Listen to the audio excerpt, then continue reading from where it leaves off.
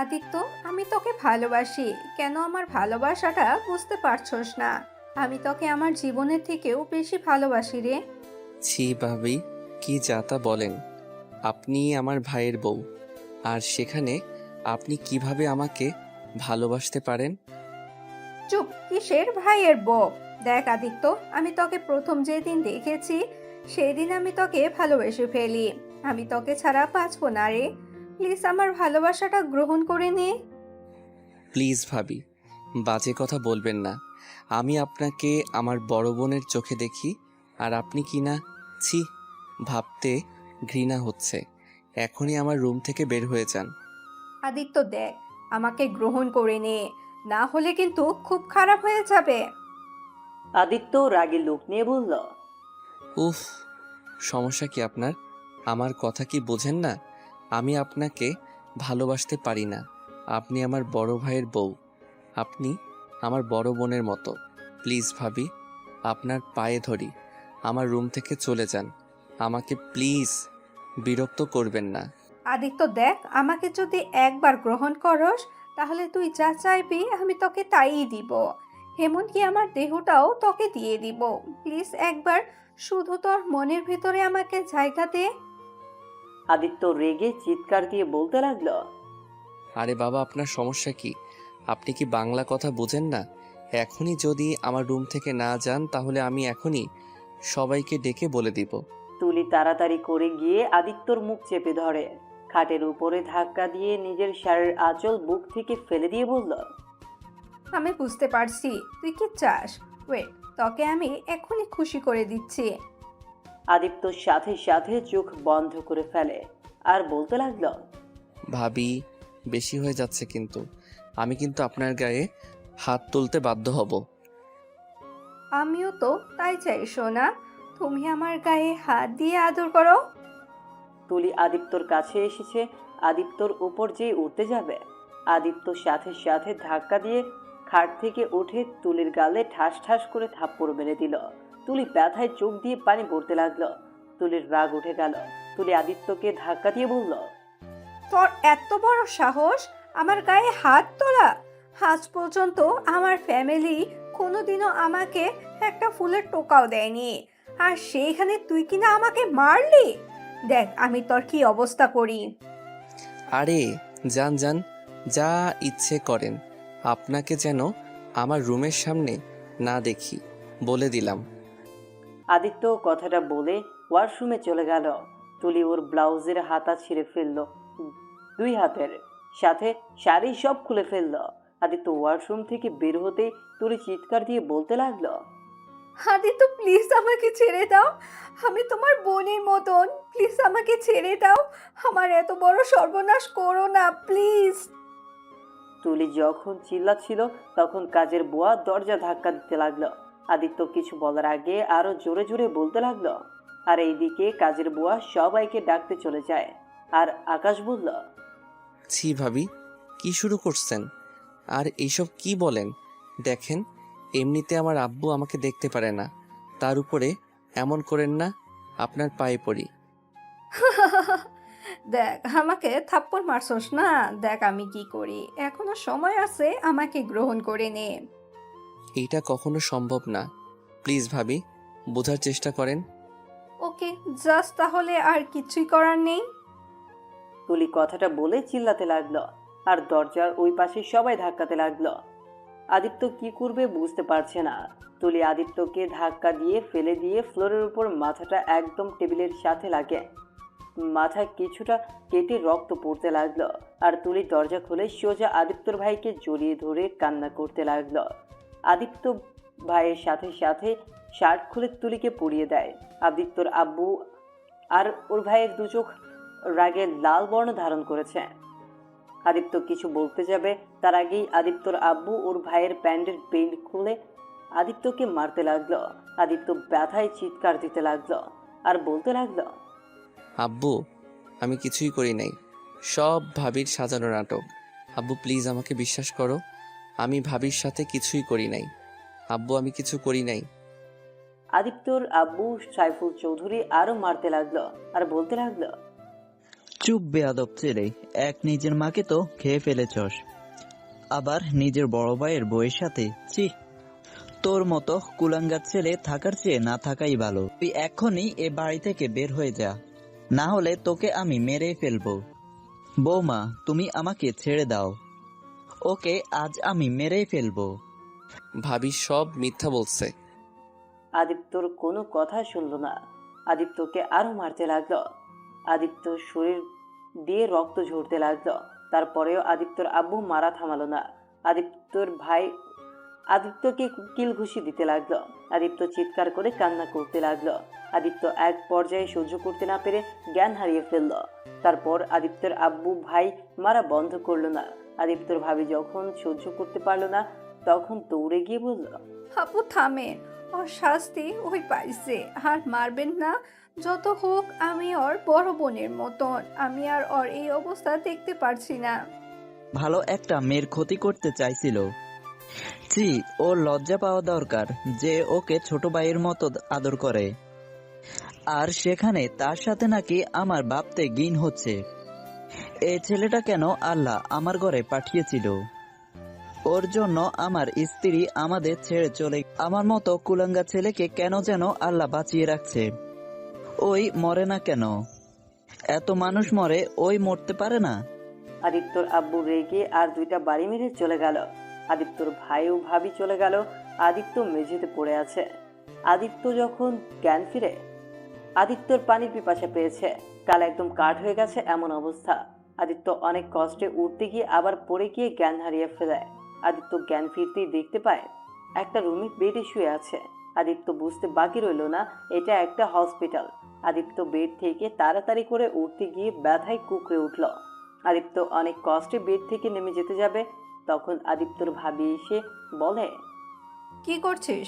বেডে শুয়ে থাক, এখনো তোকে বাসায় নিয়ে যাওয়া যাবে না, রিলিজ সেলে যেতে পারবি। চুপ, একদম চুপ। আর একটা কথা বলবি না তুই। তোর জন্য আজ আমার এই অবস্থা। তোকে দেখলে আমার ঘৃণা হচ্ছে। তুই আসলে কোনোদিনও ভালো হবি না। আসলে তুই এইসবেরই যোগ্য। এত মার খাইলি, তাও শিক্ষা হলো না। ভালোই করছস আমাকে মায়ের খাওয়া। তোর মতো রাক্ষসী মহিলা জীবনে কখনো তোর ভালো হবে না। আদিত্য কথাগুলো বলে হসপিটাল থেকে বের হয়ে সোজা বাসায় গেল। বাসায় যেতে আদিত্যর আব্বু বলল, কিরে, তুই এখানে কি করস? আর তুই মারস নাই? আদিত্য ওর আব্বুর কথা শুনে চোখ দিয়ে টপ টপ করে পানি পড়তে লাগলো। আদিত্য চোখের পানি মুছে ওর আব্বুর দিকে তাকিয়ে মুচকি হাসি দিয়ে বলল, আব্বু, আমি মরলে বুঝি তুমি অনেক খুশি হতে, তাই না? দুঃখিত আব্বু, তোমার খুশিটা হতে দিলাম না। আমার মৃত্যু যেদিন হবে তোমাকে জানাবো। চুপ কর, তুই এখান থেকে যা। তোকে দেখলে আমার শরীরের রক্ত সব মাথায় উঠে যায়। এখনই আমার চোখের সামনে থেকে চলে যা। হ্যাঁ, চলে যাব, সারা জীবনের মতো। আব্বু, তোমার কাছে আমার কিছু প্রশ্ন ছিল। তাই নাকি? সারা জীবনের মতো চলে যাবি? তার মানে তুই আত্মহত্যা করবি নাকি? শোন, আত্মহত্যা করতে পারবি না। দূরে কোথাও গিয়ে মর গিয়ে এসব পুলিশের ঝামেলা নিতে পারবো না। মরে একটু শান্তি দে আমাদের। এখানে মরে আরো বিপদে ফেলিস। আদিত্য ওর আব্বুর কথাগুলো যেন আদিত্যর বুকে সোজা গেঁথে যাচ্ছে। মনে হচ্ছে কেউ তীর দিয়ে বুকে একদম গেঁথে ফেলছে। আদিত্য অনেক কষ্টে মুখে হাসি টেনে বলল, চিন্তা করো না আব্বু, তোমাদের কোনো ঝামেলা হোক এইটা আমি কখনো এমন কাজ করব না। আচ্ছা আব্বু, একটা কথা বলো না, আমার উপরে তোমার এত রাগ কেন? আচ্ছা আব্বু, আমাকে জন্ম দিতে গিয়ে আম্মু মারা গেছে, সেইখানে আমার দোষ দাও? আব্বু, মানুষ কখন মারা যাবে, কখন কি হবে, সব উপর আল্লাহর ইচ্ছা। উনি যখন নিয়ে যাবে তখন তাকে যেতে হবে। সেইখানে আমার হাত কোথায় পেলে? আব্বু, তুমি যে আমাকে এই অভিযোগ দিয়ে আমাকে ছোটবেলা থেকে অবহেলা, আমার ঘৃণা করো না। আব্বু, সত্যি বলতে তুমি এটা বোকামি করছো। আব্বু, আমি আম্মুর মৃত্যুর জন্য দায়ী না, তুমি আম্মুর মৃত্যুর জন্য দায়ী। তুমি যদি আম্মুকে একটু সময় দিতে আজ এমন হইতো না। সেই দিন তোমার জন্য আম্মু সিঁড়ি থেকে পড়ে গেছিল, যার কারণে পেটে ব্যথা পাই। ভাগ্যক্রমে আমি বেঁচে গেলে আম্মু মারা যায়। আব্বু, এখানে আমার দোষটা কোথায়? যাই হোক আব্বু, তোমাকে বোঝানোর ক্ষমতা আমার নাই। তুমি ভালো থেকো, নিজের যত্ন নিও। আর হ্যাঁ আব্বু, আমি ভাবির সাথে কিছুই করি নাই। দূর, এইসব কেন? তোমাকে বলছি, তুই তো আমাকে বিশ্বাস করো না। তোমাকে বলে হুদাই মুখ নষ্ট করা। গুড বাই আব্বু, ভালো থেকো। আদিত্যের আব্বু কিছু বলতে যাবে দেখে আদিত্যর আব্বু আদিত্যের গালে ঠাস ঠাস করে থাপ্পড় মেরে দিল। আদিত্য থাপ্পড় খেয়ে গালে হাত দিয়ে মুচকি হাসি দিল। তারপর নিজের রুমে চলে গেল। রুমে গিয়ে ওর ফোনটা আর ওয়ালেটটা নিয়ে বের হয়ে গেল। শেষবারের মতো বাড়িটা ভালো করে চোখ বুলিয়ে দেখতে লাগলো। তারপর ওর আব্বুর থেকে বিদায় নিয়ে বের হয়ে আসলো। আদিত্য আনমনে হাঁটতে লাগলো রাস্তা দিয়ে, সারা শরীরে ব্যান্ডেজ করা। সবাই আদিত্যকে অদ্ভুতভাবে তাকিয়ে দেখতে লাগলো। আদিত্য একটা গাছের আড়ালে গিয়ে হাত পায়ের ব্যান্ডেজ খুলে ফেলে দিল। শার্টের হাতা দিয়ে পুরো হাত ঢেকে নিল। আদিত্য হাঁটতে লাগলো। আদিত্য হাঁটতে হাঁটতে অনেক দূরে চলে আসে। আদিত্য ব্রিজের কাছে চলে আসে। রাতের অন্ধকারে আদিত্য দাঁড়িয়ে আছে ব্রিজের উপরে একা। আদিত্য ভেবে পাচ্ছে না কি করবে। লাফ দিতে গিয়ে ভয় লাগতে লাগলো। আদিত্য ব্রিজের গ্রিল ধরে উঠে দাঁড়ালো। আদিত্য চোখ বন্ধ করে ওর আব্বুর কথা ভাবতে লাগে।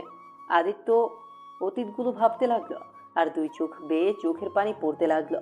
আদিত্য দুই হাত পাখনা মেলার মতো করে দাঁড়িয়ে জোরে চিৎকার করে বলতে লাগলো, এই আল্লাহ, আমি তো বাঁচাতে চাইছিলাম।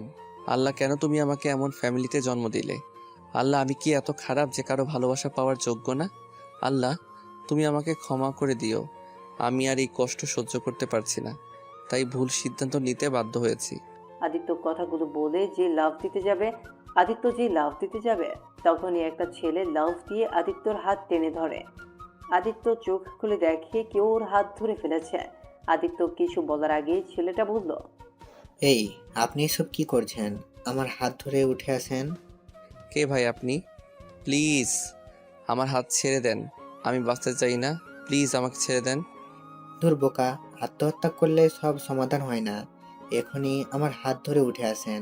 দেখেন, আত্মহত্যা মহাপাপ, তাই এই কাজটা করা ঠিক না।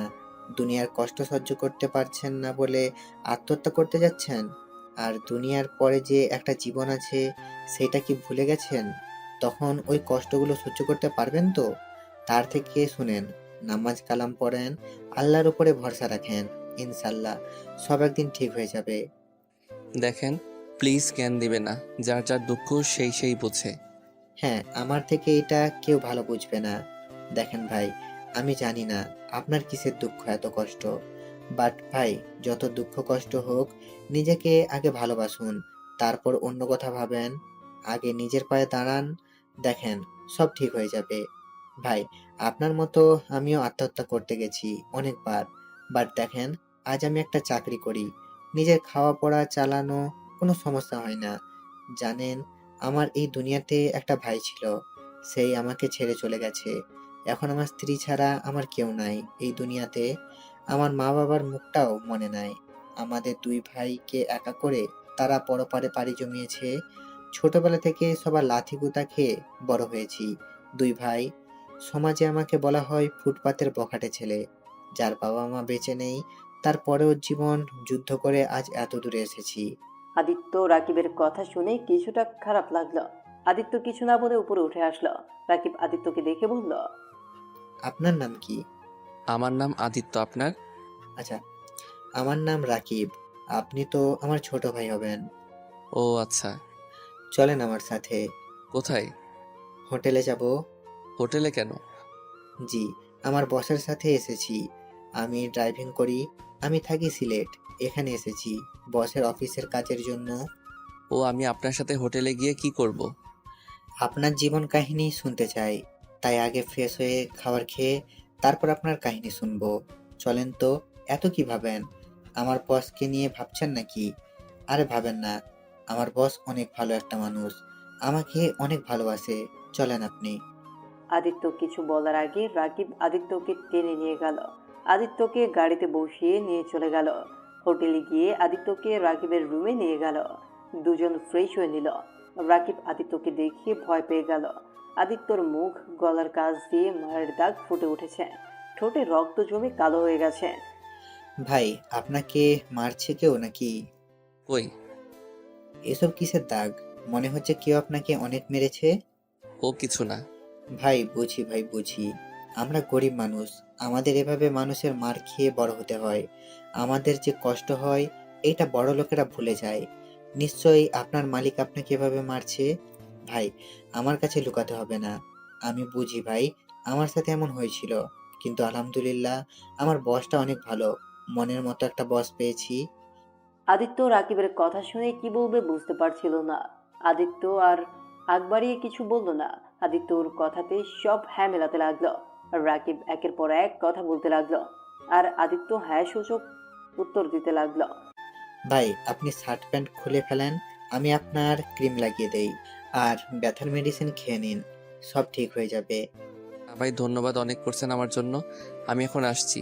আপনি আমার জন্য অনেক করছেন। আরে ভাই, কোথায় যাচ্ছেন? আপনার যে অবস্থা, এই অবস্থায় কোথাও যেতে দিব না। শুনেন, আপনি সুস্থ হলে আমি আপনার একটা কাজের ব্যবস্থা করে দিব। আদিত্য কিছুক্ষণ ভেবে বলল, সত্যি আপনি আমাকে কাজ পাওয়াই দিবেন? আপনাকে যে কি বলে ধন্যবাদ দিব।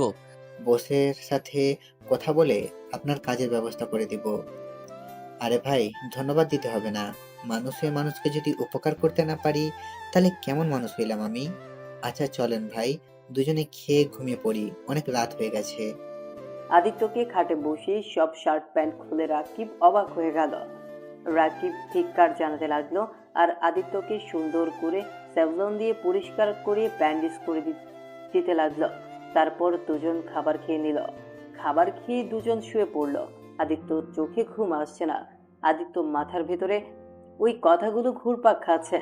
আদিত্য চোখ বেয়ে অনবরত পানি বের হতে লাগলো। আদিত্য মনে মনে ভাবতে লাগলো, আল্লাহ আমাকে ধৈর্য ধরার তৌফিক দান করেন। আল্লাহ আমাকে ধৈর্য তৌফিক দান করেন। আমি আর এসব সহ্য করতে পারছি না। আদিত্য কথাগুলো ভাবতে ভাবতে ঘুমিয়ে গেল। রাকিব আদিত্যকে দেখে বলল, তোমার তো শরীরের অনেক জ্বর, তুমি শুয়ে থাকো, আমি মেডিসিন নিয়ে আসছি। আর তুমি বলছি বলে রাগ করো না। না থাক, লাগবে না। আপনি এমনিতে আমার জন্য অনেক করছেন। দেখো, তুমি আমার ভাইয়ের মতো, তাই অত কথা বলো না। আমি যা বলি শোনো, চুপচাপ শুয়ে থাকো। আদিত্যকে কিছু বলতে না দিয়ে বাইরে চলে গেল। আদিত্য ঘাট থেকে অনেক কষ্টে উঠে ফ্রেশ হতে চলে গেল। ফ্রেশ হয়ে এসে খাটে শুয়ে পড়ল। রাকিব বাইরে গিয়ে ঔষধ নিয়ে চলে আসলো। এসে আদিত্যকে মেডিসিন দিয়ে খাবার খাইয়ে দিল। রাকিব চলে যেতে নিবে, আদিত্য রাকিবের হাত ধরে, রাকিব কিছু বলার আগে আদিত্য শক্ত করে জড়িয়ে ধরে কান্না করতে করতে বলল, ভাইয়া, আপনি আমার আপন কেউ না হয়েও আমার জন্য এত কিছু করছেন। আর আমার কাছের মানুষগুলো এমন ভালোবাসে আমায় যে আমি ঘরের ভিতর ঘরে থাকলেও কেউ আমাকে দেখতে আসতো না। আমার যত্ন নিবে তো দূরের কথা। রাকিব আদিত্যের মাথায় হাত বুলিয়ে দিতে দিতে বলল, ভাই আমার, এভাবে কান্না করো না। আমাকে একবার যখন ভাইয়া বলেছো, আজ থেকে তুমি আমার ছোট ভাই। আমার সাধ্য অনুযায়ী তোমাকে ভালো রাখার চেষ্টা করব। ওকে ভাইয়া। আদিত্য ডাক দিয়ে আরো জোরে শক্ত করে জড়িয়ে ধরল। রাকিব আদিত্যের চোখ মুছে কপালে চুমু দিয়ে আদিত্যকে শুইয়ে দিল। এভাবে 5 দিন কেটে গেল। রাকিবের বসের কাজ শেষ, তাই আদিত্যকে বলল, ভাই, তুই রেডি হয়ে নে, আমরা আজ গ্রামে চলে যাব। ওকে ভাইয়া। আদিত্য উঠে গিয়ে ফ্রেশ হয়ে রেডি হতে লাগলো। রাকিব আদিত্যকে শার্ট প্যান্ট সব কিনে দিয়েছে। সেই সব আদিত্য একটা লাগেজে তুলতে লাগলো। আদিত্য এখন মোটামুটি অনেকটা সুস্থ। ওদের গোছানো শেষ হলে দুইজন বের হয়। রাকিব ড্রাইভিং করতে লাগে। আদিত্য রাকিবের পাশে বসে আছে, আর রাকিবের বস রায়হান চৌধুরী পেছনে বসে আছে। তা আদিত্য, তুমি তো এখনো অনেক ছোট, তোমার সাথে কথা বলাই হয় নাই। তা তুমি কোন ক্লাসে পড়ো? জি স্যার, আমি ইন্টার সেকেন্ড ইয়ারে পড়ি। রায়হান চৌধুরী আর রাকিব অবাক হয়ে আদিত্যের দিকে তাকিয়ে আছে। রায়হান চৌধুরী রাকিবকে বলল, বলো কি, এত ছোট ছেলে ইন্টার সেকেন্ড ইয়ারে? আমি তো ভেবেছিলাম তুমি ক্লাস 10-এ পড়ো। সবাই আমাকে পিচ্ছি ভাবে আর আমার পড়া এগিয়েছে, তাই আর কি। যাক রাকিব, একটা কাজ ভালো করছো তোমার ছোট ভাইকে পড়িয়ে। স্যার, আমাকে একটা চাকরি দেওয়া যায় না? ভাইয়া একা একটা সংসার চালাই, আমিও জব করলে ভাইয়া অনেক সুবিধার হতো। তোকে কাজ করতে হবে না, আমি একাই সংসার চালাতে পারবো। আর আমাদের সংসার মাত্র 3 জনের, তুই, তোর ভাবি আর আমি। আদিত্য তো অবাক হয়ে তাকিয়ে আছে রাকিবের দিকে। রায়হান সাহেব বলল, রাকিব ঠিক বলছে, তুমি ভালো করে পড়াশোনা শেষ করো, পরে আমি তোমাকে ভালো একটা জবের ব্যবস্থা করে দেব। স্যার আমাকে তাও একটা জব দিন না, আমি পড়াশোনার পাশে কাজও করতে চাই। প্লিজ প্লিজ ভাইয়া, তুমি না করো না। বলছি না করতে হবে না, পড়াশোনার মনোযোগ দে, বুঝলি? আচ্ছা ঠিক আছে, একটা কাজ করতে পারো, আমাদের বাসায় প্রতিদিন বাজার করে দিতে পারো, বাগানে পানি দেবে সময় মতো, আর টুকটাক কাজ করে দিতে পারবে। তাহলে তোমার পড়ার সময়টাও পাবে, তোমার কাজ করাও হবে। ওকে স্যার, ধন্যবাদ। স্যার আপনি না অনেক ভালো। ভাইয়ার কাছে আপনার অনেক কথা শুনছি, আজ নিজের চোখে দেখলাম। আসলে আপনি অনেক ভালো মনের মানুষ। থাক, আর বানিয়ে বানিয়ে কথা বলতে হবে না, আমি অত ভালো মানুষ না। আর শোনো, তোমার বেতন 7,000 দিলে কি তোমার কোনো সমস্যা হবে? আলহামদুলিল্লাহ, কোনো সমস্যা হবে না। আদিত্য অনেক খুশি হলো। আদিত্য মনে মনে ভাবতে লাগলো, যাক ভালো হলো, এইসব কাজ কোনো ব্যাপার হবে না। বাজার তো মাঝে মাঝে করছি আমি, ইনশা আল্লাহ কাজগুলো ঠিক মতো করে দিতে পারলে হলো। কিরে, এত কি ভাবিস? কই কিছু না ভাইয়া। তিনজন সারা রাস্তায় কথা বলতে বলতে যেতে লাগলো। রায়হান চৌধুরী আদিত্যর পুরো ভক্ত হয়ে গেল। আদিত্য কথাগুলো অনেক সুন্দর করে মনোযোগ দিয়ে শুনছে। আদিত্য যত কথা শুনছে তত অবাক হয়ে যাচ্ছে। রায়হান চৌধুরী ভাবতে লাগলো, এত ছোট ছেলে, বাট কতটা সুন্দর চিন্তা ভাবনা। আর আমার ছেলে মেয়েগুলো সবসময় শুধু টাকা টাকা আর টাকা করে, কখনো দেখিনি কাউকে নিয়ে চিন্তা করে। আর এইটুকু ছেলে কতটা সুন্দর চিন্তাধারা। সারা রাত তিনজন গল্প করতে করতে আদিত্যের অনেক ঘুম পেল। গাড়িতেই ঘুমিয়ে গেল। সকাল হলে রাকিব ডাক দিল। আদিত্য ঘুম ভাঙতেই দেখে একটা বাড়ির সামনে গাড়িটা থামিয়েছে, টিন দিয়ে গেট করা। আদিত্য গাড়ি থেকে নামে, রাকিব সাথে নামলো। রাকিব গেট খুলে ভেতরে ঢুকলো। আদিত্য দেখতে পেল অনেক বড় একটা উঠান, আর তার সামনে হাফ ওয়াল করা ঘর, আর এক পাশে নানা ধরনের সবুজ গাছ লাগানো, আর এক পাশে রান্নাঘর। বাড়িটা অনেক সুন্দরভাবে গোছানো হয়েছে। রাকিব ডাকতে লাগলো, ময়না, এই ময়না, কোথায় গেলে তুমি? ময়নাকে ভাইয়া? তোর ভাবির নাম ময়না। আচ্ছা, তুই আয় ঘরে বস, আমি দেখি তোর ভাবি কোথায়। আদিত্যকে ঘরে নিয়ে গেল। ঘরের ভিতরে দেখতে পেল এক পাশে ওয়ার্ড্রোব, তার সাথে সুকেসে, আরেক পাশে সোফা, টি টেবিল, আর তার সামনে দেয়ালের সাথে টিভি, আরেক সাইডে খাট। আদিত্য সোফায় বসলো, টিপ বাইরে গেল। আদিত্য পুরো রুমটা দেখতে লাগলো। আদিত্য বসে থেকে হাতের ক্ষতের দিকে তাকিয়ে দেখতে লাগলো। মাঝে মাঝে একটু ব্যথা করে। আদিত্য নিচের দিকে মুখ করে আছে। তখন রুমে কেউ একজন ভেতরে ঢুকে বলল, আদিত্য, তোর ভাবি এসেছে। ময়না, এটা আদিত্য, যার কথা তোমাকে বলেছিলাম। আদিত্য ময়নাকে সালাম দিলে ময়না হাসি মুখে সালামের উত্তর নিয়ে আদিত্যের সাথে টুকটাক কথা বলে। আদিত্য আর রাকিবকে ফ্রেশ হয়ে আসতে বলল। আদিত্য, তাহলে চল, দুজনে ফ্রেশ হয়ে আসছি। আর এই যে পাশের রুমটাতে তুই থাকবি, যা রুমের ভেতরে গিয়ে তোর ব্যাগ রেখে আয়। ওকে ভাইয়া। আদিত্য ব্যাগটা নিয়ে পাশের রুমে চলে গেল। এই রুমে তেমন কিছু নাই, শুধু একটা খাট আর পড়ার টেবিল, আর দুইটা চেয়ার আর কাঠের আলমারি। আদিত্য ব্যাগ রেখে রাকিবের সাথে কলের পাড়ে চলে গেল। আদিত্য কল চাপ দিতে গিয়ে পারছিল না। রাকিব আর ময়না হাসতে লাগলো। আরে, তুই ওইখানে দাঁড়া, আমি তোকে দেখিয়ে দেই কিভাবে পানি বের করতে হবে। ইয়ে মানে ভাইয়া, আমি তো কখনো করি নাই, তাই আর কি।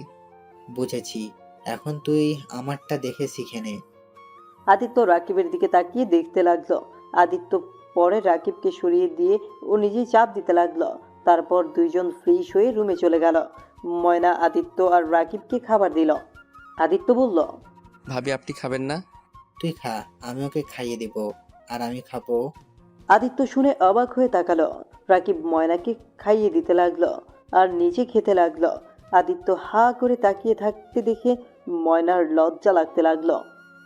কিরে, তুই এভাবে তাকিয়ে আছিস কেন? তোকে খাইয়ে দিব নাকি? রাকিব কথাটা বলে আদিত্যের মুখে খাবার দিয়ে দেয়। আদিত্য খাবার মুখে দিয়ে বলল, আসলে ভাইয়া তোমাদের ভালোবাসা দেখে আমি মুগ্ধ হয়ে গেছি। ওকে তুমি ভাবিকে খাইয়ে দাও। আচ্ছা। আদিত্য খেতে লাগলো। আদিত্য খাবারগুলো খেতে অনেক সমস্যা হচ্ছে। খাবার অনেকটা ঝাল হয়েছে। আদিত্যের চোখ দিয়ে ঝালে পানি বের হতে লাগলো। ঠোঁট জোড়া লাল বর্ণ ধারণ করলো। আদিত্যের দিকে তাকিয়ে রাকিব বলল, আদিত্য, কি হয়েছে, কান্না করছিস কেন? কিরে, তোর কি ঝাল লাগছে নাকি? না তেমন কিছু না ভাইয়া, তুমি খাও। ময়না বুঝতে পেরে আদিত্যকে পানি দিল। আদিত্য ঢক ঢক করে পানি খেয়ে নিল। ময়না আদিত্যকে বলল, তোমার ঝাল লাগছে আগে বলবে না? এভাবে জোর করে খাবার খাচ্ছ কেন? এটা তোমার নিজের বাড়ি ভাবতে পারো। তুমি থাকো, আমি মিষ্টি নিয়ে আসছি। সমান কথাগুলো বলে তারপর উঠে ফ্রিজ থেকে মিষ্টি আনতে চলে গেল। রাকিব আদিত্যের দিকে তাকিয়ে বলল, ঝাল খেতে পারোস না? আমাকে তো আগে বলবি। এভাবে জোর করে কেউ খায়? তোর ভাবির কথায় কিছু মনে করিস না। আরে না, ভাবির উপরে রাগ করবো কেন? ভাইয়া তুমি আর ভাবি না অনেক ভালো।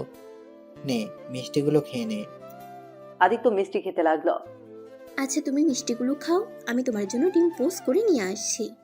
ভাবি থাক, এত কষ্ট করতে হবে না, আমি খান, আমি এটা খেতে পারবো। তুমি চুপচাপ বসে থাকো, আমি আসছি। ময়না রান্নাঘরে গেল।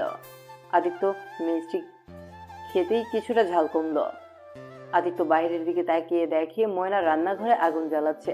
আদিত্য বলল, ভাইয়া ভাবি কি করে ভাবি ডিম ভাজতে না করো, আমি এটা দিয়ে খেতে পারবো। করুক, আমি বললে শুনবে না, তাই একটু অপেক্ষা কর। সরি ভাইয়া, ভাবি এত সুন্দর করে রান্না করছে, আমি সেইটা খেতে পারলাম না, আবার ভাবিকে কষ্ট দিলাম। আরে ধুর, সমস্যা নাই। কিছুক্ষণের ভেতরে মায়া ডিম ভেজে আদিত্যকে দিল। আদিত্য ধন্যবাদ দিয়ে খাবার খেয়ে উঠল। আদিত্য পাশের রুমে খাটে বসে থাকলো নিচের দিকে। আদিত্য রাকিবকে চলে যেতে দেখে বলল, ভাইয়া রুমে বসে থাকতে ভালো লাগছে না, এই গ্রামটা ঘুরে দেখতে চাই। তোর ভাবিকে নিয়ে যা, আমি তো একটু কাজে যাব। ভাবি সাথে যাব? আচ্ছা ভাইয়া, স্যারের বাসা কোথায়? এখান থেকে 10 মিনিট লাগে যেতে। আসলে সৎকালে আমাকে নিয়ে যাও, বাসাটা দেখিয়ে দিলে চলবে? আচ্ছা তুই থাক। আর শোন, রাতে এসেছে, কথা হবে। রাকিব চলে গেল। আদিত্য বসে আছে। তখন ময়না এসে বলল, আদিত্য, তোমার হয়তো ভালো লাগছে না। আচ্ছা আমার সাথে চলো, তোমায় সারা গ্রাম ঘুরে দেখাই। আদিত্য ময়নার সাথে বের হলো। সারা গ্রাম দুইজন ঘুরলো আর সবার সাথে পরিচিত হয়ে নিল। এখন প্রায় মানুষ জানে আদিত্য রাকিবের ভাই। দুজন বাসায় আসতে আসতে সন্ধ্যা হয়ে গেল। আদিত্য সারাদিন ময়নার সাথে থেকে অনেকটা আদিত্য এখন ময়নাকে নিজের বড় বোনের মতো লাগছে। আদিত্য আর ময়না বাসায় এসেছে, যার যার রুমে চলে গেল। ময়না রান্নাঘরে চলে গেল, রান্না করতে সবকিছু গোছাতে লাগলো। আদিত্য গিয়ে বলল, ভাবি আমি আপনাকে হেল্প করি, আমি রান্না করতে পারি টুকটাক, বাট এইটা দিয়ে কাটতে পারি না। চাকু আছে কি ওইটা দিন, সবকিছু কেটে দেয়। আদিত্যর কথা শুনে ময়না কিছুটা হাসলো। আদিত্যকে উদ্দেশ্য করে বলল, কোনো কাজ করতে হবে না, এখানে বসে থেকে গল্প করলে ময়না খুশি হব। না ভাবি, চাকু থাকলে দেন আমি কেটে দেই। ওই তো চাকু, ওইটাতে কি ধার আছে? আদিত্য গিয়ে চাকু ধরে দেখে ধার আছে। পরে ময়নাকে তুলে দিয়ে আদিত্য কাটাকুটি করতে লাগলো। ময়না ময়না মিটিমিটি হাসতে লাগলো আর রান্না করতে লাগলো। ময়নাকে হাসতে দেখে বলল, ভাবি হাসেন কেন? ভাবছি আমার ছোট ভাইটার বউটা অনেক লাকি হবে, তার রান্না করতে হবে না। কি যে বলেন না ভাবি, আর আমি বিয়ে করব না? মানে আমাকে কে বিয়ে করবে? আমার পরিচয় নাই। চুপ, কি বলো? তোমার পরিচয় নাই মানে? তুমি তো আমাদের ছোট ভাই, আর রাকিবের ভাই, এটাই সবাই জানে। আচ্ছা ভাবি, আমাকে সবাই রাকিব ভাইয়ার ছোট ভাই কেন ভাবছে? ভাইয়ার তো ফ্যামিলিতে কেউ নাই। তোমার ভাইয়াও একটা ছোট ভাই ছিল, কিন্তু ওই রোড অ্যাক্সিডেন্ট করে মারা যায়। এটা কেউ জানেন না, তাই সবাই তোমাকে ওর ছোট ভাই ভাবছে। আর সব থেকে মজার বিষয়, তোমার নাম আর ওর নাম এক, আদিত্য। ও আচ্ছা, আদিত্যকে কেউ কেউ দেখে নাই? না, ওই শহরে থাকতো, ওর ভাইয়া এখন থেকে মাসে মাসে টাকা পাঠাতো। ও আচ্ছা, নেন ভাবি, কথা বলতে বলতে আমার কাটাকুটি শেষ। ধন্যবাদ ভাই আমার। যাও তুমি রুমে গিয়ে রেস্ট নাও, আমি রান্না শেষ করে নিই। ভাইয়া কখন আসবে? রাত 10টায় আসবে, তুমি যাও। ও আচ্ছা, আমি এখানে বসে থেকে আপনার রান্না দেখি? আমাকে তো কাজ শিখতে হবে আপনাকে সাহায্য করার জন্য। তাই শিখতে হবে না, তুমি যাও। তোমার ভাবি যতদিন আছে ততদিন একাই সব সামলিয়ে নিতে পারবে। ওকে ভাবি, তাও দেখি একটু। আদিত্য আর ময়না টুকটাক কথা বলতে বলতে কাজ করতে লাগলো। ময়নার রান্না শেষ হলে দুইজন যার যার রুমে যায়। আদিত্যকে অনেকবার খাবার খেয়ে নিতে বললে আদিত্য খায় না। রাকিব আসলে সবাই একসাথে খাবে। রাকিব আসতে আসতে রাত 11টা বেজে গেল। রাকিব এসে ময়নাকে ডাকতে লাগলো। ময়না রুম থেকে বের হয়ে কোনো কথা না বলে খাটের দিকে গেল। রাকিব ময়নাকে পেছন থেকে জড়িয়ে ধরে বলল, সরি জান, মালিকের মেয়েরা আজ দেশে আসলো তো, তাই ওইখানে দৌড়াদৌড়ি করতে করতে লেট হয়ে গেছে। দুঃখিত জান, প্লিজ ক্ষমা করে দাও। তুমি জানো তোমার অপেক্ষা করতে করতে আদিত্য ঘুমিয়ে গেছে। এত জোর করলাম তাও খাইলো না। ভাইয়া আসলে খাবে। এখন যাও ওকে ডাক দিয়ে দুজন ফ্রেশ হয়ে এসে খেতে আসো। হায় আল্লাহ, বলো কি?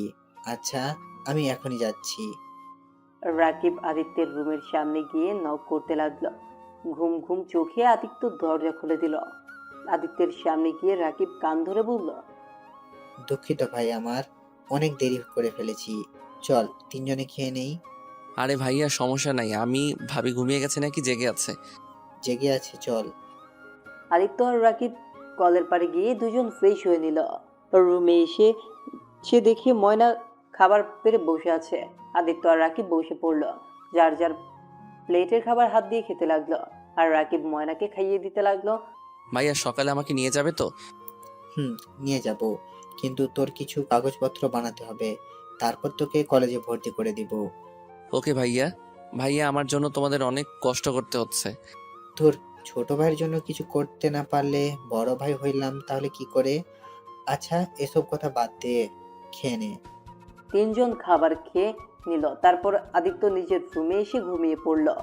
সকালে ঘুম ভাঙতে রাকিব ওকে নিয়ে রায়হান সাহেবের বাড়িতে গেল। আদিত্য বাড়িটা দেখে কিছুটা অবাক হলো। আদিত্য খুব চেনা লাগছে বাড়িটা, আর বুঝতে পারছে না এটা কোথায় দেখছিল। আদিত্য পুরো বাড়ির চারদিক ঘুরে ঘুরে দেখতে লাগলো। রাকিব আদিত্যর কাঁধে হাত দিয়ে বলল, কিরে, বাড়ি থেকে অবাক হলি নাকি? হ্যাঁ, এত সুন্দর বাড়িতে আমি কাজ করব বিশ্বাস হচ্ছে না, কত বড় বাড়ি। এটা তো স্যারের বাপের বাড়ি। স্যারের লন্ডনে অনেকগুলো বাড়ি কোম্পানি আছে। আমি 4 মাস পর পর যাই। তুই খুশিতে মাথা ঘুরিয়ে পড়ে যাবি। মানে স্যারের আরো বাড়ি আছে? লন্ডনে বাড়ি থাকতে উনি এখানে কেন থাকে? ওইখানে তার ছেলে মেয়ে ভাই আরো অনেক আত্মীয় স্বজন থাকে। আর এইখানে স্যারের স্ত্রী আর মা থাকে। এইটা তার বাবার স্মৃতি, তাই। ও আচ্ছা। হুম। আচ্ছা চল ভিতরে যাই।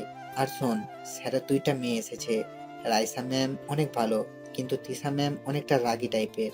তুই ভুলেও তার সামনে যাবি না।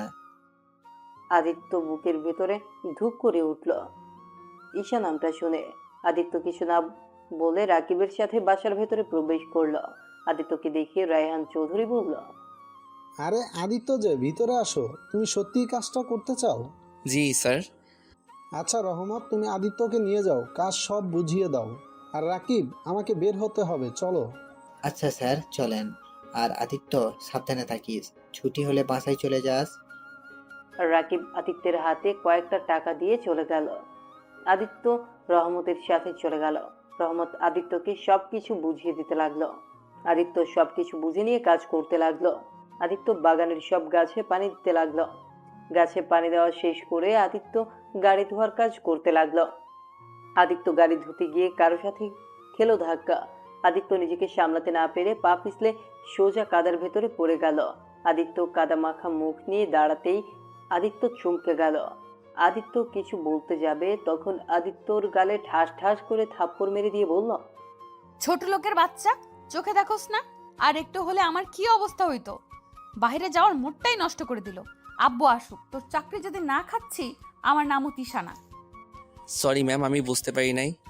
প্লিজ আমার চাকরিটা খেয়ে দিবেন না, আমি আজ প্রথম চাকরিতে জয়েন করছি। প্লিজ ম্যাম এমনটা করেন না, আমি আপনার পায়ে ধরে বলছি। আদিত্য তৃষার পা ধরতে যাবে, তৃষা আদিত্যকে লাথি দিয়ে গাড়ির সাথে ধাক্কা দিয়ে ফেলে দিল। আদিত্যর মাথাটা গাড়ির সাথে, কপালটা বাড়ি খেয়ে ফুলে গেল। তৃষা বিরক্ত ভাব নিয়ে চলে গেল। আদিত্যকে দেখিয়ে রহমত দৌড়ে এসে আদিত্যকে ধরে পানির পাইপটা আদিত্যর দিকে ধরলে আদিত্যের মুখে শরীরে কাদা পরিষ্কার হয়ে গেল। আদিত্য আবার কাজ করতে লাগলো। কাজ শেষ করে আদিত্যকে বাজারে পাঠিয়ে দিল। আদিত্যর সাথে রহমত গেল। দুইজন বাজার করে নিয়ে আসলো। আদিত্য সারাদিন অনেক ভালো কাজ করলো। কাজ শেষ করে সন্ধ্যায় বাসায় ফিরে যায়। বাসায় যেতেই ময়না দেখলো আদিত্যের কপাল ফুলে আছে। কি ব্যাপার ভাই, তোমার কপাল ফোলা কেন? ও কিছু না ভাবি, ভাইয়া বাসায় আসে নাই। না, আবার মনে হয় বাইরে গেছে। তুমি ফ্রেশ হয়ে আসো, আমি তোমার কপালে বরফ লাগিয়ে দেই। আদিত্য ফ্রেশ হতে চলে গেল। ময়না খাবার নিয়ে এসেছে, আদিত্যকে দিল। খাবারটা খেয়ে নাও। মনে হয় না সারাদিন কিছু খাইছো। প্রথম দিন এত কি কাজ করলে? না খেয়ে কাজ করলে শরীর খারাপ করবে তো। আপনি কিভাবে জানলেন বাড়ি না খেয়ে আসি? তোমার মুখ দেখে বোঝা যাচ্ছে। আচ্ছা তুমি খেয়ে নাও, আমি বরফ ধরে থাকি। আপনি তো মনে হয় খাবার খান নাই। না, খেয়েছি। তোমার ভাইয়া আজ বাসায় আসতে পারবে না, তাই নিজের হাতে খেয়েছি। ও আচ্ছা। আদিত্য খাবার খেতে লাগলো আর ময়না আদিত্যের কপালে বরফ লাগিয়ে দিতে লাগলো। খাওয়া শেষ হলে আদিত্য ক্লান্ত হয়ে ঘুমিয়ে যায়। রাতে ঘুম ভাঙলে ময়নার সাথে কিছুক্ষণ গল্প করে হালকা খাবার খেয়ে সারা রাত জেগে থাকে। ঘুম না আসতে আদিত্য জানলার ফাঁক দিয়ে চাঁদের আলো দেখতে লাগলো। এভাবে কখন সকাল হয়ে গেল বুঝতে পারে নাই। আদিত্য উজু করে এসে মসজিদে চলে গেল। এসে দেখে ময়না কোরআন তেলাওয়াত করছে। আদিত্য পাশে বসে শুনতে লাগলো। তেলাওয়াত শেষ করে ময়না বলল, ভাই কিছু বলবে? না ভাবি, আপনার তেলাওয়াত শুনতে অনেক ভালো লাগছিল। আচ্ছা ভাবি থাকেন, আমি চলে যাই, সকালে গিয়ে অনেক কাজ আছে। খাবার গরম করে দিই, খাবার খেয়ে তারপর যাও। কখন না কখন ছুটি দেয় কে জানে। ওকে ভাবি। ময়না কোরআন রেখে রান্নাঘরে গিয়ে খাবার গরম করে নিল। এত সকাল সকাল খেতে অনেক সমস্যা হলো। আদিত্য খাবার খেয়ে চলে গেল। রায়হান চৌধুরীর বাড়িতে গিয়ে গাছে পানি দিয়ে সকল কাজ করতে লাগলো। আদিত্য কাজ শেষ করে বাহির হতে যাবে, তখনই পেছন থেকে তৃষা বলল, এই ছেলে শুনো, আমার জামাগুলো একটু আয়রন করে দাও। আচ্ছা ম্যাম, আসছি। আদিত্য তৃষার সাথে ওর রুমে গিয়ে ওর জামা কাপড় আয়রন করতে লাগলো। আদিত্য একটা ড্রেস পুড়িয়ে ফেলতে তৃষা রেগে আদিত্যের কাছে এসে ঠাস ঠাস করে থাপ্পড় মারতে লাগলো। আদিত্য নিজেকে সামলাতে না পেরে কারো পায়ের কাছে গিয়ে পড়ল। আদিত্য মাথা উপরের দিকে নিতে দেখে রাইমা দাঁড়িয়ে আছে। আদিত্যকে দেখে রাইমা আদিত্যকে তুলে তৃষাকে বলে, আদিত্যকে কেন মারলো? তৃষার রাগের লোক নিয়ে বলল, মারবো না মানে? এই বদমাইশ ছেলে কি করছে জানিস? আমার জামা আয়রন করতে দিয়েছিলাম আর আমার প্রিয় জামাটা ওই পুইরা ফেলছে। ইচ্ছে করছে ওকে মেরে ফেলি একেবারে। আদিত্যকে আবার মারতে যাবে, তখন রাইমা বাধা দিয়ে বলল, উফ আপু, এখন যা না, ভুল করার করে ফেলেছে, এখন ওকে মেরে ফেললে কি হবে? তোমার জামা আবার আগের মতো ভালো হবে নাকি? আর আদিত্য, তুমি এখন থেকে যাও, আর পরের বার কাজ করবে মনোযোগ দিয়ে, ওকে? দুঃখিত আপু, আমি বুঝতে পারি নাই, আমি সাবধানে কাজ করছিলাম। এক্ষুনি আমার চোখের সামনে থেকে চলে যা, না হলে তোর কপালে খুব দুঃখ আছে। আমার জামা পুড়িয়ে ফেলে এত দুঃখিত বলা হচ্ছে? আদিত্য আর কিছু না বলে ওইখান থেকে চলে গেল। রাইমা রুম থেকে বের হয়ে গেল। আদিত্য নিচে যেতে রাইমার আব্বু বলেন, আদিত্য শোনো, আমার হাত পাগুলো একটু টিপে দেবে, শরীরটা কেমন ম্যাচ ম্যাচ করছে। জি স্যার, আমি এখনই দিচ্ছি। আদিত্য তৃষার আব্বুর কাছে গিয়ে তৃষার আব্বুর হাত পা টিপে দিতে লাগলো। তৃষা নিচে এসে বলল, আব্বু, এই ছেলেটাকে আজ তুমি চাকরি থেকে বের করে দিবে। কেন, কি হয়েছে? ও কি করছে? দুদিন ধরে আমার সাথে যা শুরু করেছে না, তুমি জানো গতকাল আমাকে ধাক্কা দিয়েছিল, আজ আমার প্রিয় জামাটা পুড়িয়ে ফেলেছে। আর থাকলে না জানি কি কি ক্ষতি করে ওই। আদিত্য এইসব কি বলছে?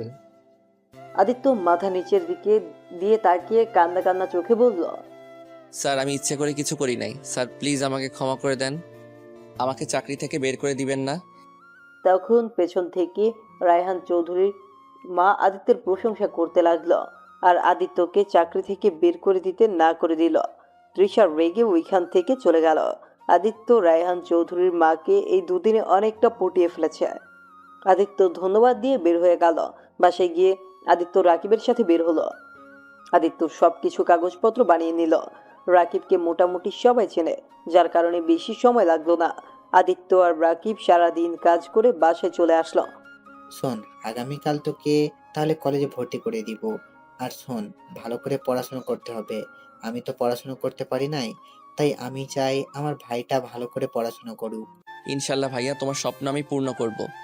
এই তোমরা যাও, ফ্রেশ হয়ে নাও। খাবার খাবে না নাকি?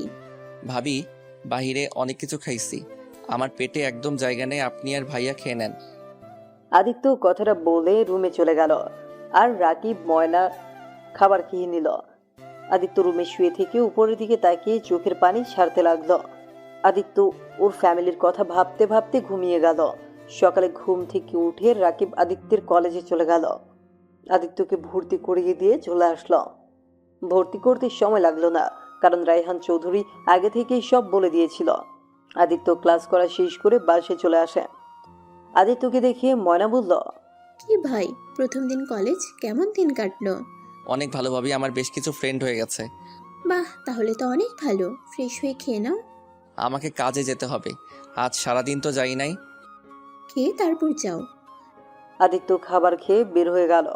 আদিত্য গিয়ে কাজ করতে লাগলো। আদিত্য তৃষার রুমে গিয়ে পরিষ্কার করতে লাগলো। তৃষার রুমে এসে বলল, ভালো করে পরিষ্কার কর। আর ওই, তুই সকালে কই ছিলি রে? জি ম্যাম, আমি কলেজে ছিলাম, আর এখন থেকে আমি কলেজ থেকে এসেছি। আমার সব কাজ করব, বড় স্যারের থেকে অনুমতি নেওয়া হয়েছে। তুই আবার কলেজেও পড়স? জি ভাইয়া, ভর্তি কবে দিয়েছে? ভালো মনোযোগ দিয়ে কাজ কর। আদিত্য কাজ করতে লাগলো। তৃষা খাটে বসে আদিত্যকে আর চোখে দেখতে লাগলো, আর মনে মনে ভাবতে লাগলো, ছেলেটাকে তো ভালো স্মার্ট খেয়াল করি নাই, দেখতে অনেক স্মার্ট আছে। ছি ছি, এসব কি ভাবিস তিশা? ওই তোদের বাড়িতে কাজের ছেলের লোক। তৃষা কথাগুলো ভেবে বইয়ের দিকে তাকিয়ে মনোযোগ দিয়ে পড়তে লাগলো। আদিত্য তৃষাকে ভুল পড়তে দেখে আদিত্য সঠিকটা বলতে লাগলো। তৃষা তো অবাক হয়ে গেল।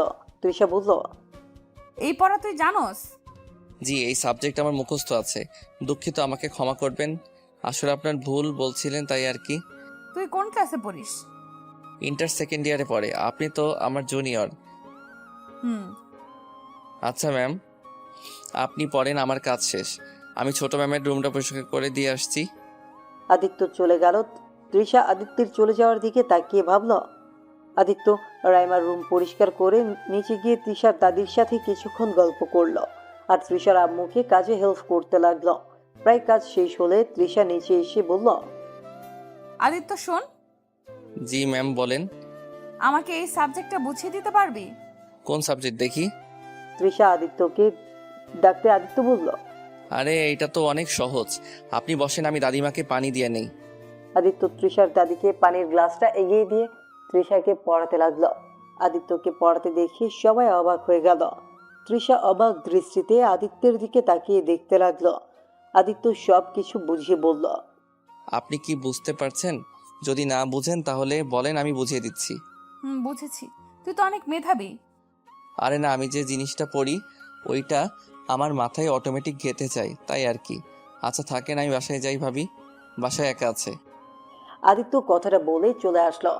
বাসায় এসে ময়নার সাথে কিছুক্ষণ কথা বলে আদিত্য পড়তে বসলো। পড়া শেষ করে রাকিব আসলে আদিত্য ময়না বসে থেকে রাকিবের দিকে তাকিয়ে আছে। আদিত্য, স্যার তোকে আরেকটা কাজ দিয়েছে। আমি চাচ্ছি না তুই এই কাজটা করিস। কি কাজ ভাইয়া? স্যার তোকে রাইমা আর তিশা ম্যামকে পড়ানোর দায়িত্ব দিয়েছে, আর তোকে 15,000 টাকা বেতন দিবে বলেছে। ওদের রেজাল্ট ভালো হলে তোর বেতন আরো বাড়িয়ে দিবে। কিন্তু তিশা ম্যামকে তো চিনিস, অনেক ভয়ঙ্কর একটা মেয়ে, গরিবদের দুই চোখে দেখতে পারে না। ও আচ্ছা, বাট ভাইয়া তিশা ম্যামকে যতটা আমরা খারাপ ভাবি, আসলে উনি অতটা খারাপ না। যাই হোক, আমি স্যারকে বলে দিব তুই পড়াতে পারবি না। নিজের পড়া বাদ দিয়ে অন্যজনকে পড়ানোর কোনো দরকার নাই। তোর 2 মাস পরে পরীক্ষা, এখন ভালো করে পড়তে হবে।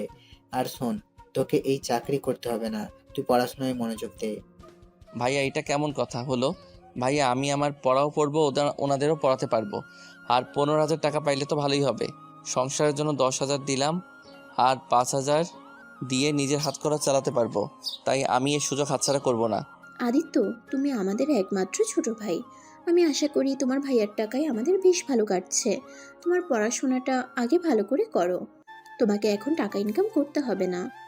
ভাবি আপনিও দেখেন, ভাবি আমি এইভাবে বসে খেতে পারবো না, আমি ইনকাম করতে চাই। প্লিজ ভাইয়া আর ভাবি, আমাকে কাজটা করতে দাও। যাই করস, পড়াশোনা যদি কিছু হয় তোর খবর আছে। আচ্ছা ময়না, খাবার বেড়ে দাও, অনেক ক্ষুধা লাগছে। তিনজন খাবার খেয়ে নিল। আদিত্য খাবার খেয়ে নিজের রুমে গিয়ে শুয়ে পড়ল। আদিত্য তাড়াতাড়ি ঘুমিয়ে গেল। সকালে উঠে ময়নার সাথে কাজ করে খাবার খেয়ে কলেজের উদ্দেশ্যে রওনা দিল। আদিত্য কলেজ থেকে এসে গোসল করে খেয়ে রায়হান চৌধুরীর বাড়িতে চলে গেল। গিয়ে প্রতিদিনের মতো কাজ করতে লাগলো। কাজ শেষ করে আসতে যাবে তখন তৃষা বলল, আদিত্য শোন, আমাকে আর রাইমাকে আব্বু পড়াতে বলছে। তুই বাসায় যাওয়ার আগে আমাদের 4টার দিকে পড়িয়ে তারপর বাসায় যাবি। জি ম্যাম। আচ্ছা আপনারা যান, আমি আসছি। তৃষা আর রাইমা পড়ার রুমে চলে গেল। আদিত্য ওদের পেছন পেছন গেল। রুমে গিয়ে আদিত্য দরজাটা একদম খুলে দিল। তৃষা রাইমা অবাক হয়ে তাকিয়ে আছে। কি ব্যাপার, এত দরজা খুলে রাখছিস কেন? এমনি ম্যাম, আপনারা বই বের করেন। দুইজন বই বের করতে আদিত্য ওদের পড়াতে লাগলো। রায়হান চৌধুরী রুমে এসেছে। ওদের পড়াতে দেখে অনেক খুশি হলো। এভাবে 1 মাস পার হয়ে গেল। আদিত্যকে আজ বেতন দেওয়া হয়েছে। আদিত্য খুশিতে বেতনটা নিয়ে সোজা মার্কেটে চলে যায়। মার্কেটে গিয়ে ময়না আর রাকিবের জন্য শপিং করে বাসায় এসেছে। ময়না আর রাকিবের রুমে যায়। কিছু বলবি? ভাইয়া তোমরা চোখ বন্ধ করো। কেন গো ভাই? আরে বাবা করো না একটু। দুইজন হেসে চোখ বন্ধ করলো। আদিত্য পেছন থেকে 2টা শপিং ব্যাগ দুইজনের হাতে দিয়ে বলল, এবার চোখ খুলো। এই ভেতরে কি আছে? দুইজন খুলে দেখো পছন্দ হয় নাকি। রাকিব আর ময়না শপিং ব্যাগ খুলতে দেখে রাকিবের ব্যাগের ভেতরে শার্ট প্যান্ট আর একটা পাঞ্জাবি, আর ময়নার ব্যাগে একটাতে শাড়ি আর একটাতে 3 পিস। এইসব কি? কি আবার যা দেখছো এটাই। ভাইয়া আজ আমি বেতন পাইছি, আর আমার প্রথম বেতনের টাকা দিয়ে তোমাদের গিফট করলাম। তোমরা খুশি হও নাই? আর ভাবি এই টাকাটা বাঁচছে।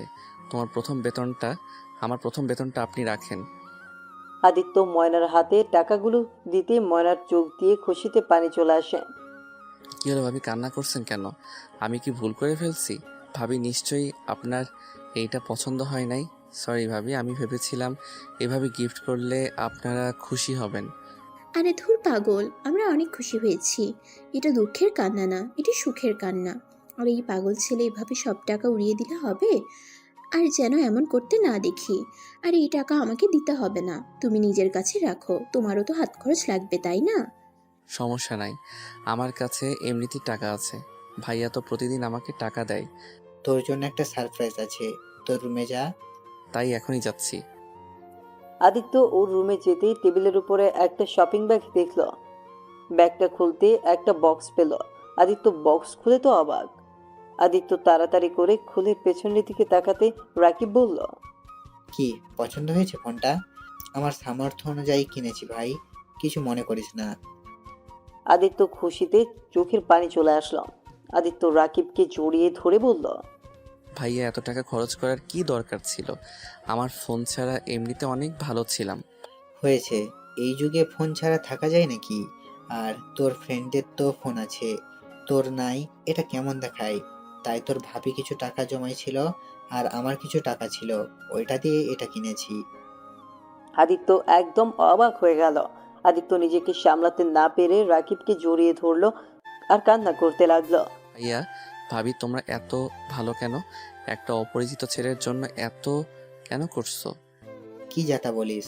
তুই অপরিচিত কেন হবি? তুই আমার ভাই। যেদিন তুই আমাকে ভাইয়া বলেছিলিস সেদিন থেকে তুই আমার নিজের ভাই। আর একবার যদি অপরিচিত বলিস তাহলে তোর খবর আছে বলে দিলাম। আমাদের কি তুই নিজের মানুষ ভাবিস না? সরি ভাইয়া, তোমরা ছাড়াই দুনিয়াতে আমার কেউ নাই। আই লাভ ইউ ভাইয়া এবং ভাবি। হয়েছে, শোন, তোর ভাবি আজ ভালো মন্দ রান্না করেছে, চল আজ 3 জন মজা করে খাবার খাবো। ওকে, আমি ফ্রেশ হয়ে নেই। রাকিব ময়না চলে গেল। আদিত্য ওদের চলে যাওয়ার দিকে তাকিয়ে বলতে লাগলো, সত্যি তোমাদের না দেখলে বুঝতাম না এই দুনিয়াতে এত ভালো মানুষ আছে। আমার আব্বু তো আমায় কোনোদিন ভালোবাসে নাই। ভাইয়া আমাকে একটু ভালোবাসলেও দিন শেষ সেও আমাকে ঘৃণা করে এখন হয়তো। নিজের ফ্যামিলি থেকে তো কখনো ভালোবাসা পেলাম না, কিন্তু আজ তোমাদের থেকে যতটা ভালোবাসা পেয়েছি কোনোদিন ভুলবো না ভাইয়া ভাবি। আদিত্য কথাগুলো ভেবে চোখের কোণায় পানিগুলো মুছে ফ্রেশ হয়ে এসে 3 জন খেয়ে গল্প করতে লাগলো। বিকেলের দিকে আদিত্য রায়হান চৌধুরীর বাড়িতে গেল। গিয়ে আবার প্রতিদিনের মতো কাজ করতে লাগলো। 4টার দিকে প্রাইভেট পড়াতে লাগলো। আজ আর রায়মা নাই, তৃষা শুধু পড়ছে। হুট করে তৃষা আদিত্যের হাতের উপরে তৃষা নিজের হাত রাখতেই আদিত্য তাড়াতাড়ি করে নিজের হাত সরিয়ে নিল। তৃষা বারবার আদিত্যের হাতে হাত রাখতে গেলে আদিত্যর বুঝতে বাকি রইল না তৃষার মনে খারাপ চিন্তা ঘুরপাক খাচ্ছে। ম্যাম আজ আমি আসছি, বাসায় আমার কাজ আছে। আমার পড়া তো শেষ হয় নাই, আগে যেতে পারবো না। ম্যাম আমাকে আপনি তুমি করে বলছেন কেন? কেন? তুমি কি বলতে পারবে না নাকি? না মানে আপনি তো আমাকে তুই করে বলেন। অনেক ভেবে দেখলাম তুই তো আমার 1 বছরের সিনিয়র, তাই তোকে তুমি বলা উচিত। আচ্ছা শোন, আগামীকাল আমি শহরে যাব, তুই আমার সাথে যাবি। না মানে ম্যাম আমার কাজ তো আপনাদের বাড়িতে, আর আপনাদের পড়ানোর কাজ। আচ্ছা ম্যাম আপনি থাকেন, আমি যাই। আদিত্য উঠে চলে গেল। তৃষা আদিত্যের চলে যাওয়ার দিকে তাকিয়ে আছে। আদিত্য বাসায় গিয়ে দেখে রাকিব উঠানে বসে আছে। ভাইয়া আজ কোথাও যাও নাই? যাব ভাই। দেখো না ভাই, তোমার ভাইয়ার শরীরটা অনেক খারাপ, জ্বরে পুড়ে যাচ্ছে। আর সেখানে নাকি ও গাড়ি নিয়ে বের হবে। কতবার বুঝাচ্ছি, একটুও শুনছে না। ভাইয়া তোমার জ্বর আর তুমি গাড়ি নিয়ে বের হবে মানে? তোমাকে কোথাও যেতে হবে না, আমি তোমার হয়ে ড্রাইভিং করব, তুমি বাসায় রেস্ট নাও। কি পাগলের মতো বকছিস তুই? কি ড্রাইভ করতে পারিস? হ্যাঁ মোটামুটি পারি। তুই কিভাবে পারস? আমার নিজের তো গাড়ি ছিল, মানে আমি যে আগে যার বাসায় কাজ করতাম ওইখানে তো ড্রাইভিংও শিখেছিলাম। ও আচ্ছা, কিন্তু তুই পারবি তো? হ্যাঁ পারবো, এখন গাড়ির চাবিটা দাও। আদিত্য রাকিবের রুমে গিয়ে চাবিটা নিয়ে গাড়ি নিয়ে রায়হান চৌধুরীর বাড়িতে গেল। বাসায় গিয়ে রায়হান চৌধুরী অবাক হয়ে বলল, কি ব্যাপার আদিত্য, তুমি এখানে কেন? রাকিব কোথায়? আসলে স্যার ভাইয়া অনেক অসুস্থ, তাই আমি ড্রাইভিং করব। তুমি পারো তো? জি পারি। আদিত্য দরজা খুলে দিলে রায়হান চৌধুরী আর তৃষা গাড়িতে ওঠে বসলো। আদিত্য ড্রাইভিং করতে লাগলো। আদিত্য শহরের পথে রওনা দিল। প্রায় 3 ঘন্টা পর ঢাকা চলে আসলো। আদিত্য, তোমাকে যে ঠিকানা দিলাম ওইটাতে চলো, আগামীকাল মিটিং করতে হবে। তিশাকে নামিয়ে দিয়ে আমরা হোটেলে চলে যাব। কোন ঠিকানা স্যার? আমার তো ঠিক মনে নাই। রায়হান চৌধুরী যে ঠিকানা দিল, আদিত্য থতমত খেয়ে গেল। আদিত্য ঢোক গিলে রওনা দিল। আদিত্যের বাড়িতে তৃষা নামলো। আদিত্য বুঝতে পারছে না তৃষা ওদের সম্পর্কে কি হয়। আদিত্য ওইদিকে গিয়ে তৃষাকে নামিয়ে দিয়ে বেশি দেরি না করে রায়হান চৌধুরীকে নিয়ে চলে আসলো। আদিত্য, তুমি তো সব দিকেই এক্সপার্ট। ও তেমন কিছু না। আচ্ছা স্যার একটা কথা বলবো? হ্যাঁ বলো। তিশা ম্যামকে যে রেখে আসলাম ওইটা কার বাসা ছিল? ওইটা আমার ভাইয়ের বাসা। তা আপনি গেলেন না কেন? ওনাদের সাথে তো দেখা করা উচিত ছিল। আদিত্য, বেশি না বুঝে নিজের কাজ করো। আদিত্য আর কিছু বলল না। আদিত্য মাথায় ঘুরপাক খেতে লাগলো আর ভাবতে লাগলো, আল্লাহ জানে আমার কোনো ছবি আবার বাড়িতে নাই তো, থাকলে তো আমাকে চিনে ফেলবে। না আব্বু তো অনেক আগে আমার সব কিছু পুড়িয়ে ফেলছিল, আর তো ছবি ওঠা হয় নাই। আদিত্য কথাগুলো ভাবতেই হোটেলের সামনে নেমে দুইটা রুম বুকিং করা ছিল, সেখানে গিয়ে 2 জন উঠল। আদিত্য ফ্রেশ হয়ে রাকিবকে ফোন দিল। ভাই, পৌঁছে গেছস? হ্যাঁ ভাইয়া। কি করো, ভাবি কোথায়? এই তো, আমার পাশে কথা বলবি নাকি? আদিত্য ময়নার সাথে কথা বলতে লাগলো। অনেকক্ষণ কথা বলে ময়না রাকিবের কাছে দিল। আচ্ছা ভাই একটা কথা বলবে? হ্যাঁ বল। ভাইয়া সাইফুল চৌধুরীর সাথে রায়হান চৌধুরীর সম্পর্ক কি?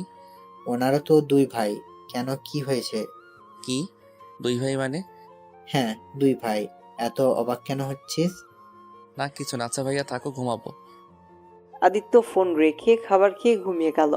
তৃষার ফোন আসলে আদিত্য রিসিভ করলো। আদিত্য কই তুমি? শোনো, আব্বু বলল এখানে আসতে। সাইফুল চাচ্চু অনেক অসুস্থ, তাড়াতাড়ি আব্বু যেন হসপিটালে চলে আসে।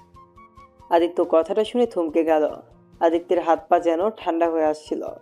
আদিত্য তৃষার ডাকে বাস্তবে ফিরে কাপা কাপা কণ্ঠে বলল, কি হয়েছে ওনার? উফ, এত কথা বলতে পারবো না। তুমি আব্বুকে বলো উনি অ্যাক্সিডেন্ট করেছে, তাড়াতাড়ি আসতে বলো। রাগ অভিমান ভেঙে যেন আসে। চাচ্চুর অবস্থা তো অতটা ভালো না। ওকে আসছি। আদিত্যের ফোনটা কেটে দিতে চোখ দিয়ে নিজের অজান্তেই পানি গড়িয়ে পড়তে লাগলো। আদিত্য খাটের উপরে ঠাস করে বসে পড়ল। আদিত্য কান্না বন্ধ করে দিয়ে তাড়াতাড়ি চোখ মুছে রায়হান চৌধুরীর রুমে গিয়ে নক করলো। কি হয়েছে আদিত্য, কিছু বলবে? স্যার আপনার ভাই নাকি অ্যাক্সিডেন্ট করছে, তিশা ম্যাম এখনই যেতে বললো। রায়হান চৌধুরী কথাটা শুনে যেন থমকে গেল। তার চোখে পানি চলে আসলো। আদিত্য বলল, স্যার আপনি রেডি হয়ে নিন, আমি গাড়ি বের করছি। তুমি তাড়াতাড়ি বের করো, আমি এখনই আসছি। আদিত্য বের হয়ে গেল। রায়হান চৌধুরী আসলো। আদিত্য গাড়ি নিয়ে রওনা দিল। সিটি হসপিটালের উদ্দেশ্যে বের হলো। অনেক স্পিডে চালাতে লাগলো। 30 মিনিটের মধ্যে হসপিটালে চলে আসলো। রায়হান চৌধুরী আদিত্যকে গাড়িতে থাকতে বলে চলে গেল। আদিত্য মুখে মাস্ক পরে নিয়ে গাড়িতে অপেক্ষা করতে লাগলো। আদিত্যর মন যেন ছটফট করতে লাগলো। একজন নিজের আব্বুকে দেখার জন্য আদিত্য সহ্য করতে না পেরে চলে গেল উপরে। আদিত্য ওর আব্বুর কেবিন খুঁজে বের করলো। গিয়ে দেখে সবাই দাঁড়িয়ে আছে। তুলিকে দেখে আদিত্যের রাগ উঠে গেল। আদিত্য দূর থেকে লক্ষ্য করলো। আদিত্য ওর ভাইকে দেখে অবাক হয়ে গেল। মোটা তাজা মানুষটা এত শুকিয়ে গেছে, আদিত্য ভাবতেও পারছে না। হঠাৎ করে আদিত্যর দিকে ওর ভাইয়ের চোখ পড়লে আদিত্য ঘুরে দাঁড়ায়। আদিত্যর আব্বুকে রক্ত দিতে হবে শুনে আদিত্য থমকে দাঁড়ায়। ডাক্তার কেবিনে আসলে আদিত্য ডাক্তারের কাছে গিয়ে রক্ত দেয়। রক্ত দিয়ে আদিত্য ওইখান থেকে চলে আসে। রাত অনেক হলে আদিত্য তৃষাকে এবং রায়হান চৌধুরীকে ওদের বাসায় রেখে আসে। আদিত্য, তুমি কি এখানে থাকবে নাকি হোটেলে চলে যাবে? হোটেলে চলে যাই। আদিত্য কথাটা বলে ওদের কাছ থেকে বিদায় নিয়ে হোটেলে যায়। আদিত্য লুকিয়ে হসপিটালে যায়। হসপিটালে গিয়ে লুকিয়ে ওর আব্বুর কেবিনে ঢুকে পড়ে। আদিত্য কেবিনের ভিতরে গিয়ে দেখে সাইফুল চৌধুরী বেডে শুয়ে আছে। পানি খাওয়ার গ্লাসটা নিতে গিয়েও পারছে না। সাইফুল চৌধুরী পড়ে যেতে নিবে, সাথে সাথে আদিত্য ধরে ফেলে। আদিত্য সাইফুল চৌধুরীকে ভালো করে শুইয়ে দিয়ে পানি ঢেলে দেয়। সাইফুল চৌধুরী পানি খেয়ে বলে, ধন্যবাদ। কে আপনি? আদিত্য কিছু না বলে চলে গেল। আদিত্য বাহির থেকে সাইফুল চৌধুরীকে দেখতে লাগলো। এইভাবে প্রতিদিন আদিত্য রাতে লুকিয়ে দেখতে লাগলো। আদিত্যের সেবায় প্রায় অনেকটা সুস্থ হয়ে গেছে। সকালে উঠে সাইফুল চৌধুরীকে বাসায় পৌঁছে দিয়ে আদিত্যকে ফোন দেয় রায়হান চৌধুরী। আদিত্য, আমরা বাসায় যাব, তুমি এখনই গাড়ি নিয়ে আসো। জি স্যার, আসছি। আদিত্য দেরি না করে মুখে মাস্ক দিয়ে চলে গেল। আদিত্য রায়হান চৌধুরীকে ফোন দিল।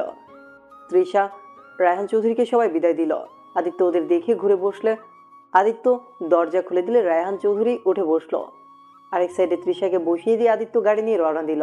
আদিত্য ওইখান থেকে যেতেই আদিত্য বড় একটা দীর্ঘ নিঃশ্বাস ছেড়ে দিল। আদিত্য সারা রাত ড্রাইভিং করলো।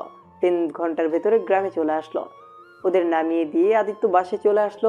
আদিত্য কাউকে কিছু না বলে নিজের রুমে গিয়ে শুয়ে পড়ল। সকালে ময়না আদিত্যর রুমে ঝাড়ু দিতে এসেছে দেখে আদিত্য ঘুমিয়ে আছে। আদিত্যকে কিছু না বলেই ঘর ঝাড়ু দিয়ে রুম থেকে বের হলো। আদিত্য ঘুম ভাঙতেই দেখে 8টা বেজে গেছে। আদিত্য তাড়াতাড়ি উঠে ফ্রেশ হয়ে কলেজে চলে যায়। কলেজ থেকে এসে রাকিব ময়নার কাছে গিয়ে বসে বলল, ভাইয়া, তোমার শরীর এখন কেমন আছে? আলহামদুলিল্লাহ ভালো। তুই কখন এসেছিস? রাতে এসেছি 1টার দিকে, তোমরা ঘুমাইছিলে, তাই আর ডাক দেই নাই। ভাবি, আমার অনেক ক্ষুধা লাগছে, খেতে দাও। ওকে দিচ্ছি, ফ্রেশ হয়ে আসো। আদিত্য রুমে গিয়ে ব্যাগটা রেখে ড্রেস পরিবর্তন করে ফ্রেশ হয়ে নিল। ময়না রাকিবের সাথে বসে খাবার খেয়ে রায়হান চৌধুরীর বাড়িতে গেল। রায়হান চৌধুরী আদিত্যকে দেখে বলল, আদিত্য, আমার শরীরটা একটু ম্যাসাজ করে দেবে? তোমার হাতে জাদু আছে। দিচ্ছি স্যার। আদিত্য মেসেজে সবকিছু নিয়ে এসেছে। রায়হান চৌধুরীর সারা শরীর মেসেজ করে দিতে লাগলো। মেসেজ শেষ হলে তৃষা বলল, আদিত্য, আমার সাথে একটু চলো তো। কই যাবে তিশা?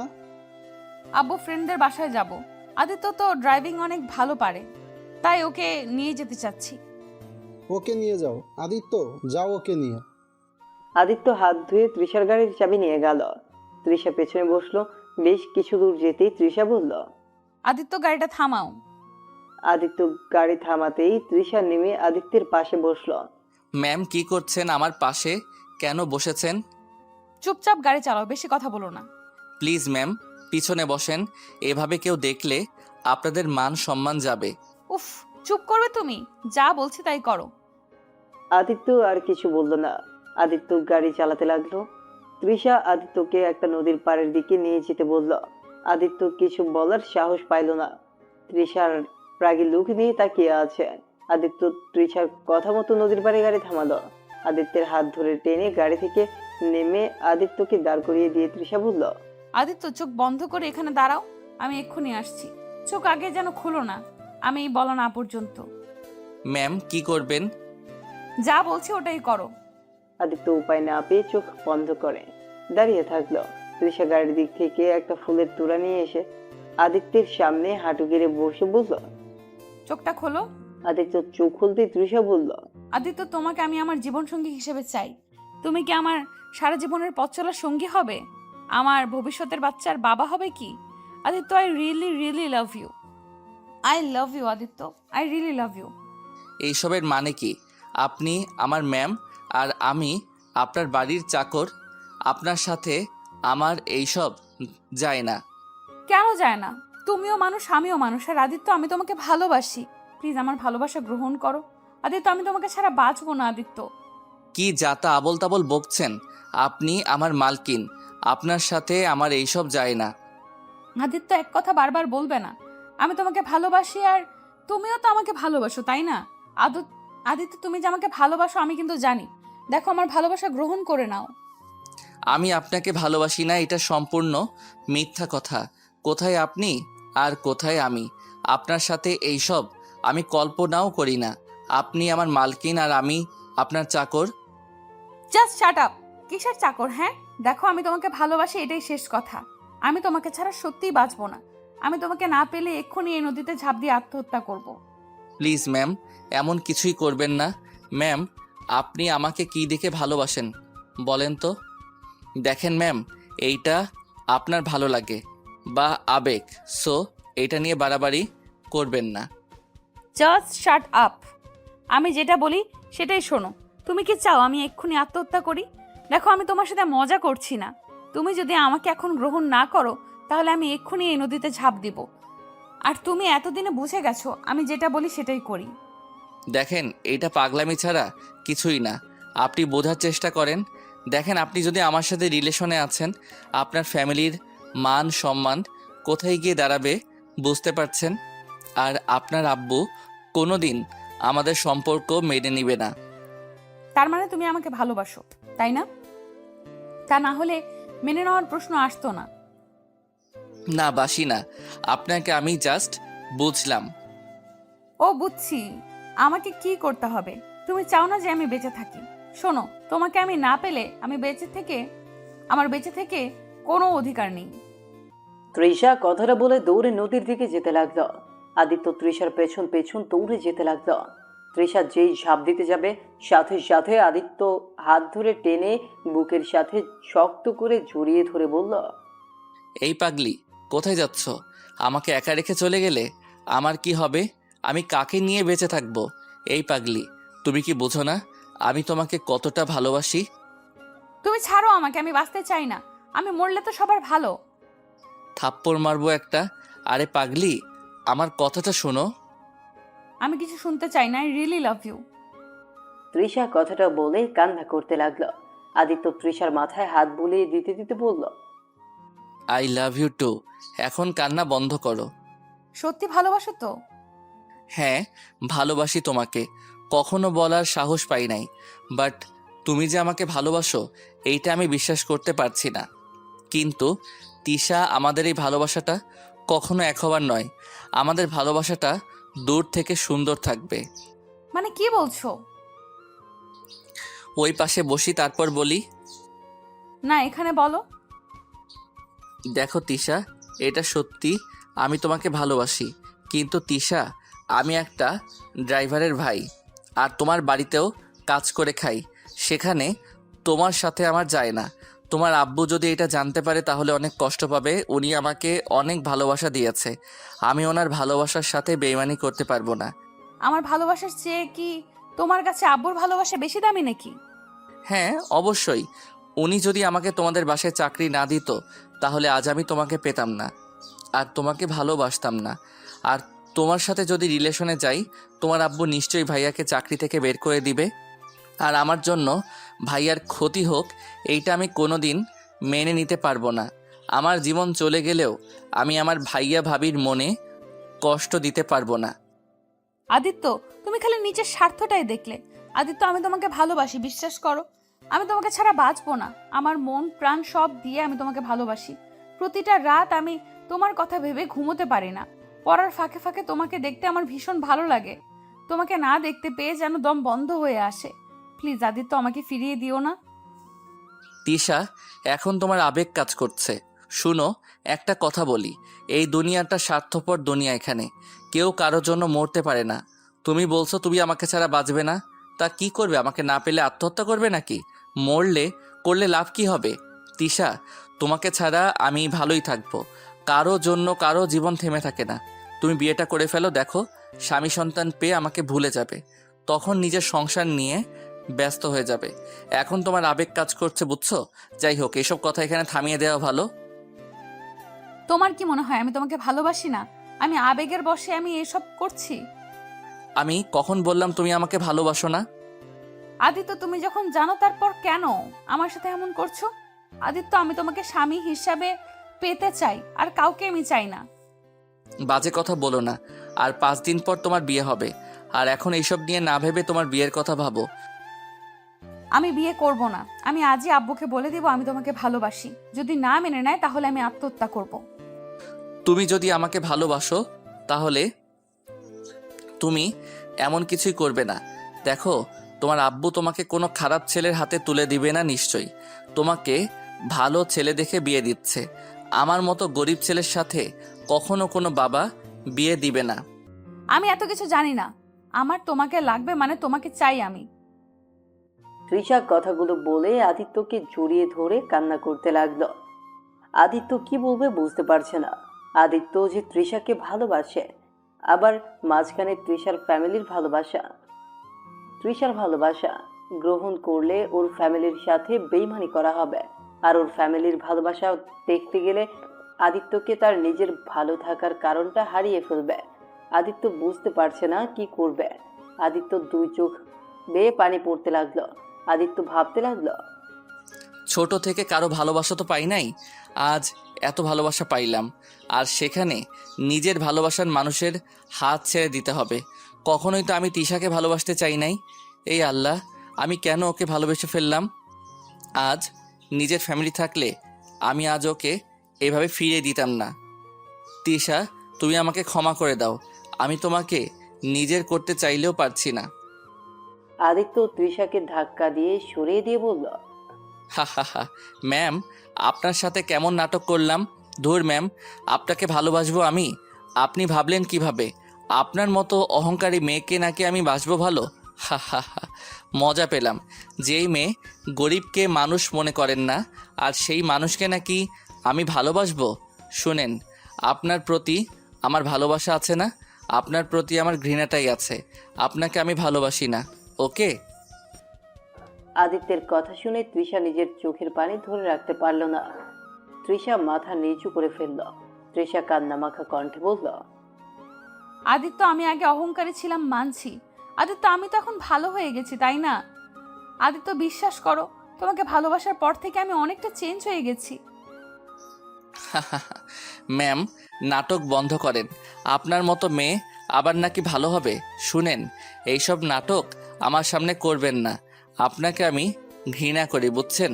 আপনার মতো মেয়েকে ভালোবাসা যায় না, শুধু ঘৃণা করা যায়। এখন নিশ্চয়ই আমার চাকরিটা কেড়ে নেবেন।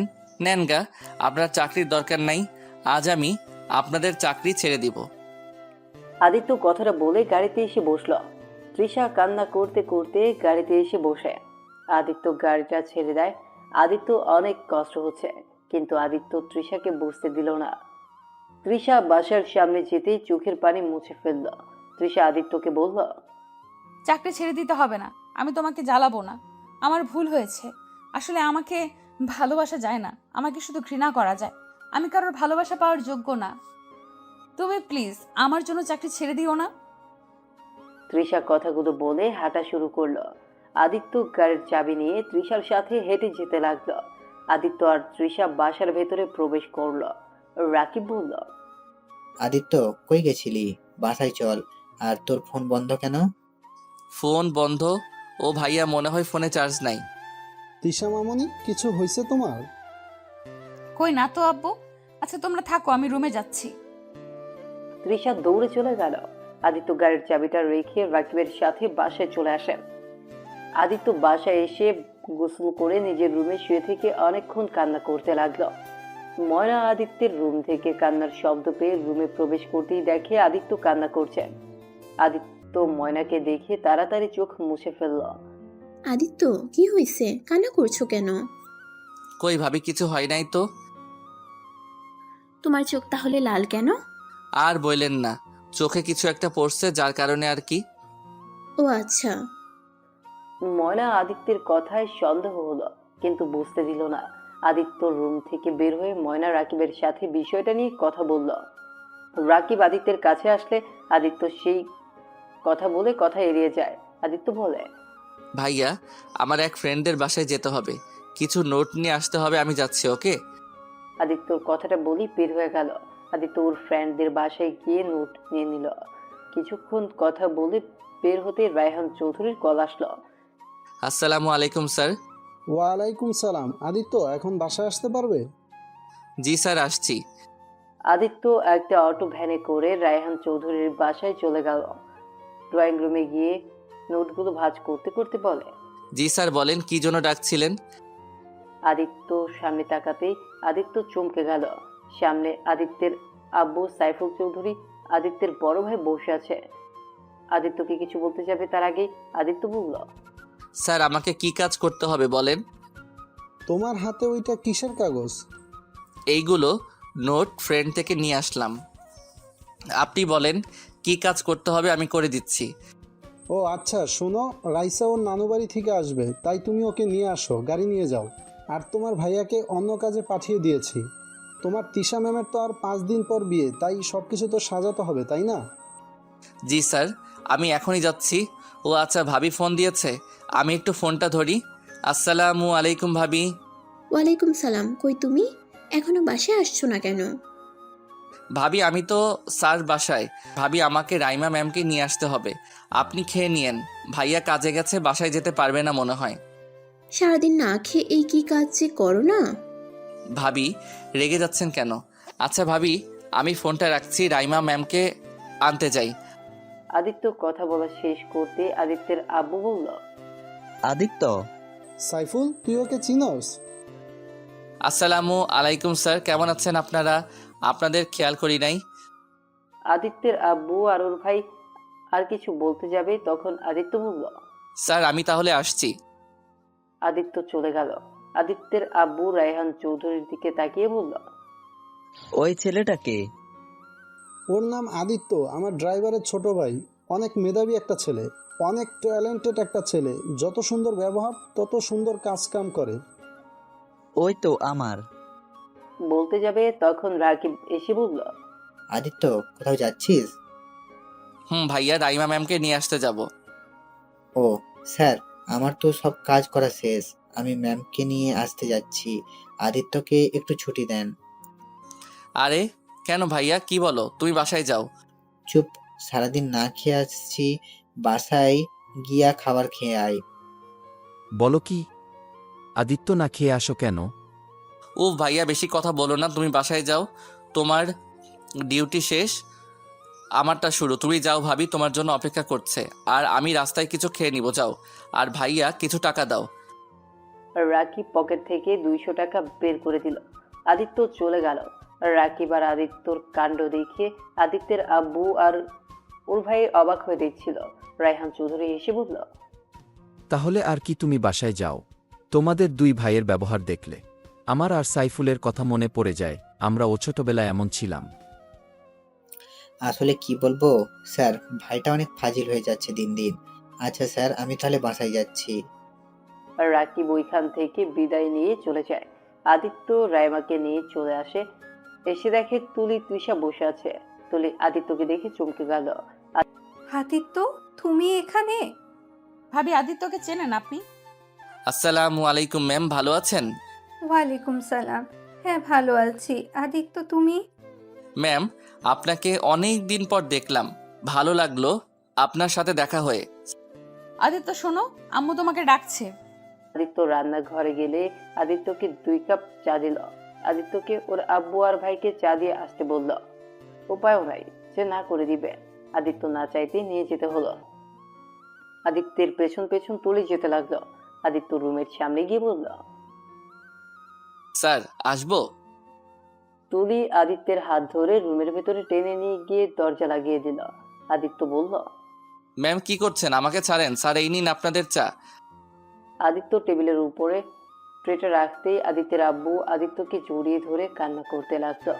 আদিত্য সরিয়ে দেওয়ার চেষ্টা করতে লাগলো।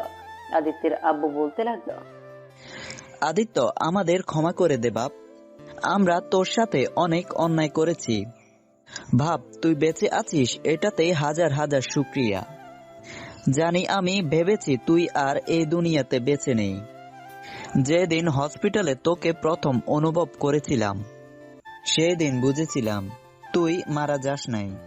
তোর উপরে এত অত্যাচার করার পর তুই কিভাবে আমার জীবন বাঁচালি রক্ত দিয়ে। আমি তোর সাথে কম অবিচার করি নাই, তারপর তুই কিভাবে এত ভালোবাসস। আমাকে ছাড়েন, কি করছেন স্যার? দেখেন কেউ দেখে ফেললে আমার চাকরিটা চলে যেতে পারে। প্লিজ স্যার, আমাকে ছেড়ে দেন।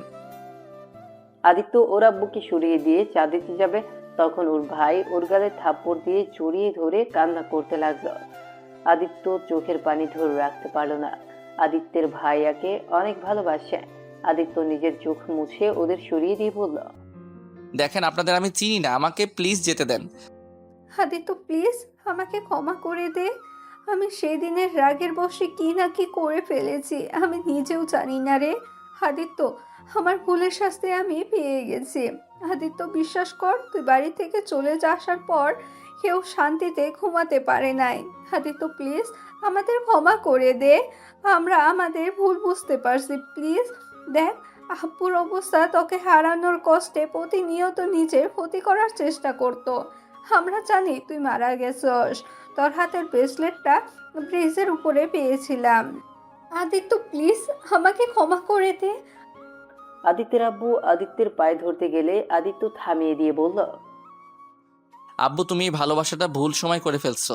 আব্বু, আমি তোমাদের জন্য মৃত। আব্বু, মানুষ সময় থাকতে সময়ের মূল্য দিতে পারে না, যখন হারিয়ে যায় তখন দেয়। আব্বু, তোমাদের উপরে আমার আর কোনো রাগ অভিমান নাই। তোমরা ভালোই থাকো, এই দোয়া করি। আর প্লিজ আমার সুখটা কেড়ে নিও না। আমাকে প্লিজ সবার থেকে আলাদা করেও দিও না। তোমাদের আমি পায়ে ধরি, প্লিজ কাউকে বলো না আমি তোমার সন্তান। আদিত্য পায়ে ধরতে গেলে আদিত্যের আব্বু বুকে জড়িয়ে বলে, আর সন্তানকে আমি এভাবে দেখতে পারবো না। আমার ভাইয়ের বাড়িতে আমার ছেলে চাকর, এইটা আমি মেনে নিতে পারছি না। হাসালে আব্বু, তোমার বাড়িতে থাকতে কবে? আমি তোমার ছেলে ছিলাম, বাড়িতে কাজ করলে আমায় খেতে দিতে, পড়ার সুযোগ দিতে। আর দেখো, যাদের চিনতাম না তারা আমাকে এত ভালোবাসা দিয়েছে যে যা আমার নিজের বাবা ভাইও দেয় নাই। এই জন্য ভালোবাসলে রক্ত সম্পর্ক দরকার হয় না। যাই হোক, আমাকে আমার কাজ করতে দাও। আমার ভাই ভাবিকে নিয়ে আমি অনেক সুখে আছি। আজ এই যে আমাকে দেখছো, এইটা শুধুমাত্র রাকিব ভাইয়ার জন্য আমি বেঁচে আছি। যাই হোক, ভালো থাকো, প্লিজ কাউকে বলো না আর। আদিত্য কথাগুলো বলে রুম থেকে বের হয়ে গেল। আদিত্য নিচে যেতেই তৃষাকে দেখতে পেল। তৃষা টিভির দিকে তাকিয়ে আছে। আদিত্য তৃষার দিকে কয়েক মিনিট তাকিয়ে রায়হান চৌধুরীর থেকে বিদায় নিয়ে চলে গেল। আদিত্য বাসায় গিয়ে রাকিবকে শক্ত করে জড়িয়ে ধরল। ভাই কি হয়েছে? ভাইয়া, আমার না অনেক কষ্ট হচ্ছে। কি হয়েছে তোর? না, কিছু না। আদিত্য রুমে গিয়ে দরজা লাগিয়ে দিল। জানলার পাশে বসে আকাশের দিকে তাকিয়ে চোখের পানি ছেড়ে দিতে লাগলো।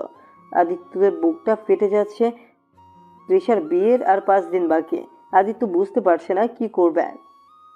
4 দিন পর আদিত্য স্টেজ সাজানোর কাছে দাঁড়িয়ে থেকে সব কাজ দেখতে লাগলো, ঠিকঠাক মতো কাজ হচ্ছে কিনা। আদিত্য চারদিকে ভালো করে খেয়াল রাখতে লাগলো। আদিত্যের আব্বু মাঝে মাঝে আদিত্যর সাথে কাজ করতে লাগলো। আদিত্য বলল, আব্বু তুমি যাও, আমি কাজটা দেখে নিচ্ছি। তুমি অসুস্থ হয়ে যাবে। কিছু হবে না। ছেলে 4 দিন ধরে যে খাটা খাটছে, আর সেখানে আমি একটু কাজ করলে কিছুই হবে না। আব্বু জিদ করো না, এইটা আমার কাজ। আমি এই বাড়ির চাকর, আর আমি কাজ করব না তো কে করবে? ফালতু কথা বলিস না, তুই এই বাড়ির ছেলে। আচ্ছা আব্বু, তোমার যে ফ্যামিলি আছে এটা তো কখনো আমাদের বলো নাই, শুধু এই বাড়ির পিক দেখিয়েছিলে আর বলেছিলে সবাই মারা গেছে। তুমি আসলে কেমন একটা মানুষ, জলজন্ত মানুষকে মেরে ফেলতে পারো? আমি খুব খারাপ মানুষ রে। তোর আম্মুকে যখন ভালোবেসে পালিয়ে বিয়ে করি তখন কেউ আমাদের মেনে নেয় নাই। তোর আম্মু আর আমাকে অনেক আলাদা করার চেষ্টা করেছে, যার কারণে আমি এই ফ্যামিলিকে পছন্দ করতাম না। তুই ভালো করে জানিস তোর আম্মুকে আমি কতটা ভালোবাসি। তোকে জন্ম দিতে গিয়ে মারা যাওয়ার কারণে আমি তোর উপরে কতটা অত্যাচার করছি। বাহ, এই দুনিয়াতে তুমি একমাত্র মানুষ যে নিজের স্ত্রীকে এত ভালোবাসে। যাই হোক, যাও, রোদে আর কাজ করো না, এইসব আমি নিয়ে যাচ্ছি। আদিত্য ঝিলিক লাইটগুলো নিয়ে চলে গেল। তারপর দুপুরের দিকে গায়ে হলুদ শুরু হয়ে গেল। তৃষা স্টেজে বসে আছে। তৃষা আমার দিকে তাকিয়ে আছে। সবাই তৃষাকে গায়ে হলুদ দিতে ব্যস্ত, আর এদিকে তৃষার দিকে না তাকানোর ভান করে কাজ করতে লাগলাম। তৃষার চোখ দিয়ে পানি পড়ছে। আমি জিনিসটা দেখে ওইখান থেকে চলে আসলাম। বাসার পেছনে গিয়ে কান্না করতে লাগলাম। অনেকক্ষণ কান্না করে চোখের পানি মুছে আবার বাসার ভেতরে গিয়ে দেখতে লাগলাম কারো কিছু লাগবে কিনা। সারাদিন কাজ করতে লাগলাম। কাজ করে ক্লান্ত হয়ে একটা স্টেজের উপর বসে পড়লাম। তখন আদিত্যর আব্বু একটা খাবার নিয়ে এসেছে। আদিত্যর দিকে এগিয়ে দিল। আব্বু, এইসব কি কেউ দেখে ফেলবে? কেউ দেখবে না, সবাই যার যার কাজে ব্যস্ত। আর কিছু জন ছাদে আড্ডা দেয়। সারাদিন তো কিছুই খাস নাই। আব্বু, আমি খেতে পারবো না, ওইদিকে ভাইয়াও সারাদিন না খেয়ে কাজ করছে। আমরা দুই ভাই একসাথে খাবো। আদিত্য, আব্বু থাকো, ভাবি ডাকছে। আদিত্য উঠে গেল। ময়নার সামনে গেলে ময়না আদিত্যকে নিয়ে গেল। সবাই খেতে বসেছে। আদিত্য রাকিবের পাশে গিয়ে বসলো। রাকিব দুইজনকে খাইয়ে দিতে লাগলো। আদিত্য কাজ করতে গিয়ে একটু কেটে গেছে, যার জন্য রাকিব খাইয়ে দিচ্ছে। এটা আদিত্যের আব্বু আর ওর ভাই দূর থেকে দেখতে লাগলো। আদিত্যের আব্বুর অনেক খুশি লাগছে যে আদিত্য অন্তত অনেক ভালো আছে। সারাদিন জীবন তো কষ্ট দিয়ে গেছে। আদিত্য খাবার খাওয়া শেষ করে রাকিবের গালে কিস করে চলে গেল। রাকিব হাসতে লাগলো। আদিত্য বাসার ভেতরে ঢুকতেই আদিত্যকে বলল, আদিত্য, দেখো তো ছাদে কার কি লাগবে, একটু দেখে আসো প্লিজ। Okay sir. আদিত্যর সাথে সাথে ওর আব্বুর ভাইও যেতে লাগলো। আদিত্য এক কোণাতে দাঁড়িয়ে থাকলো। আদিত্যের আব্বু ভাই সবার সাথে যোগ দিল। তুলি আদিত্যর দিকে তাকিয়ে আছে। আদিত্য সবাইকে যার যার যাচ্ছে দিতে লাগলো। আত্মীয় স্বজন আস্তে আস্তে সবাই ছাদে চলে আসলো। ওদের সবার লাইফে একটা কথা বলতে লাগলো। রায়হান চৌধুরী তার স্ত্রীকে উদ্দেশ্য করে বলল, আমার স্ত্রী আমার প্রথম ভালোবাসা এবং শেষ ভালোবাসা। বাহ আঙ্কেল, আপনাদের দুই ভাইয়ের একই অবস্থা। তুলি কথাটা বলতেই সবাই হেসে দিল। আদিত্য এইসব বিরক্ত লাগলো, কারণ ছোটদের মাঝে বড়রা কেন এসেছে, আড্ডা দিচ্ছে, এটাই ও বুঝতে পারছে না। আদিত্য চলে যেতেই নিবে, তখন তৃষাকে কেউ একটা প্রশ্ন করে তৃষা বলতে লাগলো, হ্যাঁ, আমার লাইফেও ভালোবাসা নামে শব্দটা এসেছিল, কিন্তু সেই শব্দটা শুরু হওয়ার আগেই শেষ হয়ে গেছে। তুমি কাউকে ভালোবাসো? আমাদের তো কখনো বলো নাই। কি বলবো আব্বু, সেই তো আমায় ভালোবাসে না। একতরফা ভালোবাসা কখনো এক হতে পারে না। আর আব্বু, তুমি বিয়ে ঠিক করার আগে একবার আমার থেকে অনুমতি নিলে না? একবার জিজ্ঞেস করলেও না আমি বিয়েটা করতে চাই নাকি না? জানো আব্বু, আমার সন্তান হলে আমি সবার প্রথমে জিজ্ঞেস করব তারা কাউকে ভালোবাসে কিনা, তারা কি চায়, সেইটা সব সময় বোঝার চেষ্টা করব। কখনো আমার সন্তানের উপরে সবকিছু জোর করে তুলে দিব না। তৃষার চোখ দিয়ে টপ টপ করে পানি পড়তে লাগলো। তৃষার এমন কথা শুনে সবাই চুপ হয়ে গেল। কারো মুখে কোনো কথা নাই। রায়হান চৌধুরী তৃষার চোখের পানিগুলো বুকের ভেতরে পড়ছে। রায়হান চৌধুরী কি বলবে বুঝতে পারছে না। যাই হোক, সবাইকে চুপ করিয়ে দেওয়ার জন্য ক্ষমা চাচ্ছি। আর আব্বু, ভয় পেও না, আমি পালিয়ে যাব। তুমি বিয়ে ঠিক করেছো, আমি বিয়ে বসবো, তাই চিন্তা করো না। পালানোর হলে কবেই পালাতাম। বাহ, এই ছোট মেয়েটার সাথে ও তোমরা এক কাজ করলে, এই জন্য তোমাদের আমার দেখতে ইচ্ছে করে না। তিশা মামুনি, এখনো সময় আছে। তুমি কাকে ভালোবাসো আমাকে বলো, আমি নিজে তোমাকে তার হাতে তুলে দিব। কথাটা বলে তৃষা কান্না করতে করতে দৌড়ে চলে গেল। আদিত্য কোনো মতে নিজেকে সামলে নিল। আমি বড্ড ভুল করে ফেলেছি। আমার আসলেই উচিত ছিল তিশার সাথে পরামর্শ করা, আর ও কাকে ভালোবাসে আমার জানার উচিত ছিল। এখনো সময় আছে। দেখো ভাইয়া, এভাবে বিয়ে দিলে ওই কখনোই সুখী হবে না। সারা জীবন তোমার প্রতি ওর ঘৃণা জমে থাকবে। আচ্ছা, আমি আসছি। রায়হান চৌধুরী নিচে চলে গেল। সাথে সবাই এক এক করে নিচে চলে গেল। আদিত্য আকাশের দিকে তাকিয়ে থাকলো। এই আকাশ, বলো না আমার কি করা উচিত? আমার যে এইসব আর সহ্য হচ্ছে না। আমি কিভাবে বলবো চাচ্চুকে আমি তার মেয়েকে ভালোবাসি? সেই তো কোনোদিন আমাকে মেনে নিবে না। তার নুন খেয়ে আমি তার মেয়েকে ভালোবেসে ফেলছি। তিশা, ভালো একটা ছেলের সাথে বিয়ে হতে যাচ্ছে। আমি কিভাবে তিশাকে আমার লাইফের সাথে জড়াবো? আমার সব থেকেও যে নাই, আল্লাহ, আমি যাকে ভালোবাসি সেই আমার লাইফ থেকে কেন চলে যায়? আদিত্য কথাগুলো বলে হাঁটু গেড়ে বসে কান্না করতে লাগলো। আদিত্য কান্না করতে করতে ওইখানেই ঘুমিয়ে যায়। সকালে তৃষা ছাদে আসতেই দেখে আদিত্য পড়ে আছে। তৃষা দৌড়ে গিয়ে আদিত্যর মাথা কোলে তুলে নিয়ে বলল, এই আদিত্য, কি হয়েছে তোমার? এই আদিত্য, শুনতে পারছো? আদিত্যের ঘুম ভাঙতে তৃষার কোলে দেখে লাফ দিয়ে উঠে পড়ল। আদিত্য তৃষার দিকে তাকানোর সাহসটুকুও নাই। আদিত্য ওইখান থেকে চলে যেতে নিল। আদিত্য, একটা কথা বলবো? বলেন। আর মাত্র এই দিনটাই তারপর তো অন্যের ঘরের বউ হয়ে যাব। আদিত্য, আমার লাস্টবারের মতো একটা কথা শুনবে না? বলেন, শোনার মতো হলে শুনবো। চিলেকোঠার ভেতরে একটু আসবে? তোমার কোলে একটু লাস্টবারের মতো মাথা রেখে ঘুমাতে চাই। মানে ঠিক বুঝতে পারলাম না। বুঝতে হবে না, তুমি প্লিজ একবার তোমার কোলে শুইতে দাও। আমি আর কোনো দিন তোমায় কোনো কিছুতে আবদার করব না। ওকে, বাট বেশিক্ষণ পারবো না, কারণ আমার কাজ আছে। ওকে, 5 মিনিট থাকলেই চলবে। আদিত্য চিলেকোঠার ভেতরে গেলে তৃষা গেল। আদিত্য খাটের উপর বসতেই তৃষা ছোট বাচ্চাদের মতো মাথা দিয়ে শুয়ে পড়ল। তৃষা শুয়ে থেকে আদিত্যকে বলল, একটু কপালে চুমু দিয়ে মাথায় হাত বুলিয়ে দাও না একটু। পারবো না, শুয়ে থাকতে চাইছেন থাকেন। তৃষা লক্ষ্মী মেয়ের মতো শুয়ে আছে। তৃষার চোখের পানিতে আদিত্যের প্যান্ট ভিজে যেতে লাগলো। আদিত্য নিজের অজান্তেই তৃষার মাথায় হাত বুলিয়ে দিতে লাগলো।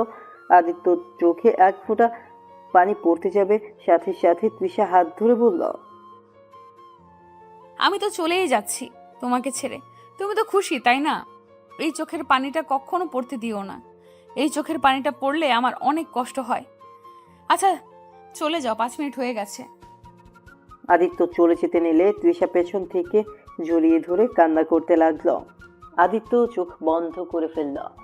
আদিত্য তৃষার হাত সরিয়ে দিয়ে নিচে চলে গেল। আদিত্য সবার সাথে হাসি মুখে আবার সব দিক দেখাশোনা করতে লাগলো। 7টার দিকে বরের গাড়ি চলে আসলো। সবাই আনন্দ করছে। বর এসেছে বলে সবাই হই হুল্লোড় করতে লাগলো। আদিত্য এই দিকে কাজ নিয়ে পড়ে আছে। 8টার দিকে বিয়ে পড়াতে লাগলো। আদিত্য এক পাশে দাঁড়িয়ে তাকিয়ে আছে। তৃষা আদিত্যের দিকে তাকিয়ে আছে। তৃষাকে সাইন করতে বললে তৃষা সাইন করে না। তৃষা আদিত্যের দিকে তাকাতেই আদিত্য মিষ্টি করে হাসি দেয়। তৃষা কিন্তু এক নজরে তাকিয়েই আছে। আদিত্যর বিষয়টা ভালো ঠেকলো না। আদিত্যর মনে পড়ে গেল ছাদের কথা। আদিত্য দৌড়ে সবাইকে ধাক্কা দিয়ে সরিয়ে তৃষার কাছে গিয়ে বসতেই সবাই অবাক হয়ে তাকালো। আদিত্য চোখের পানি ছেড়ে বলল, তিশা। তৃষার চোখ দিয়ে এক ফোঁটা পানি টপ করে পড়ল।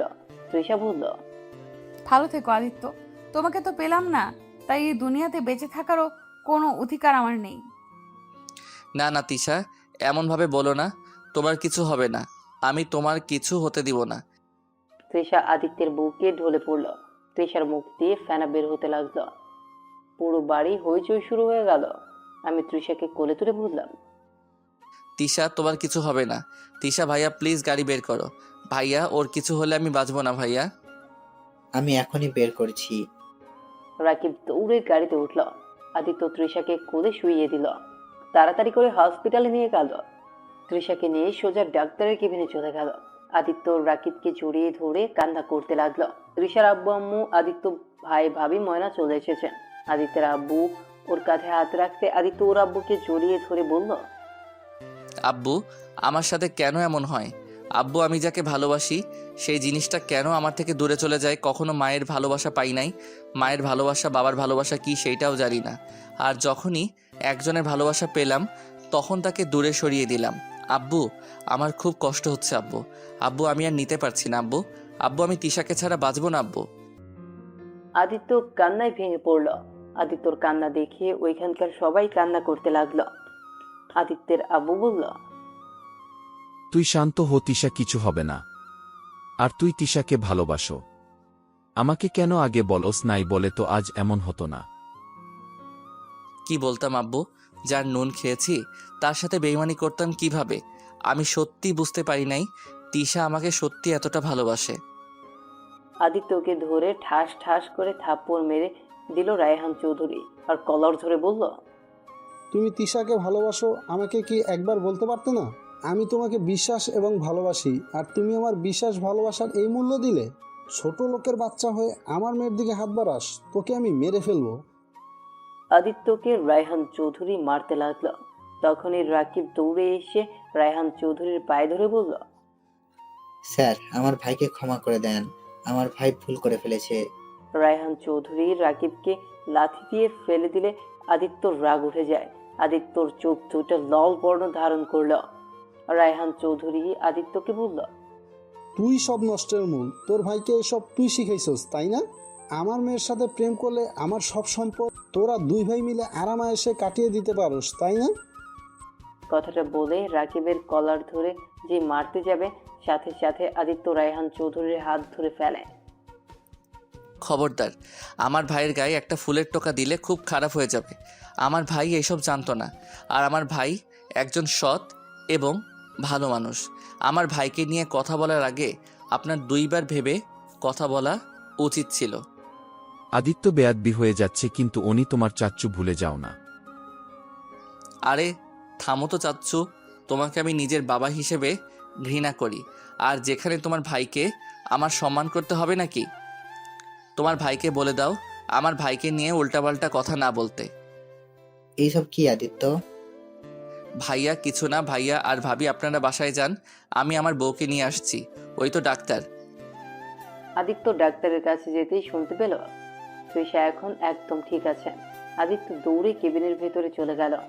তৃষা শুয়ে আছে। আদিত্য তৃষার পাশে বসে বলল, আমি এখানে কেন? কেন, কোথায় থাকার কথা ছিল শুনি?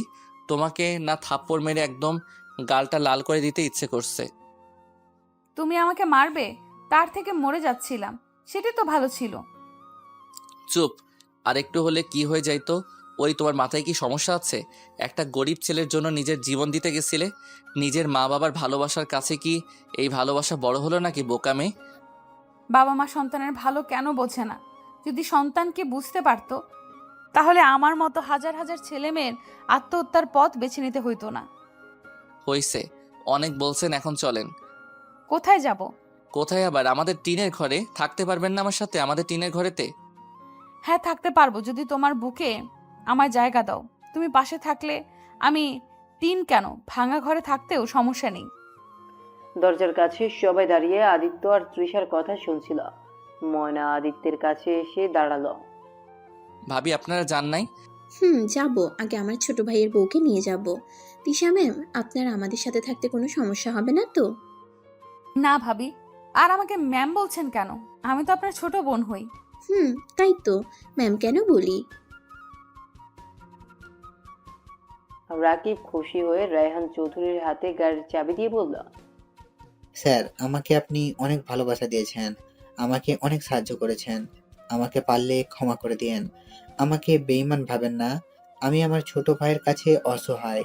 আর স্যার, আপনার টাকার প্রতি আমাদের কোনো লোভ নাই। আমরা অল্পতে খুশি হতে জানি। ভালো থাকবেন।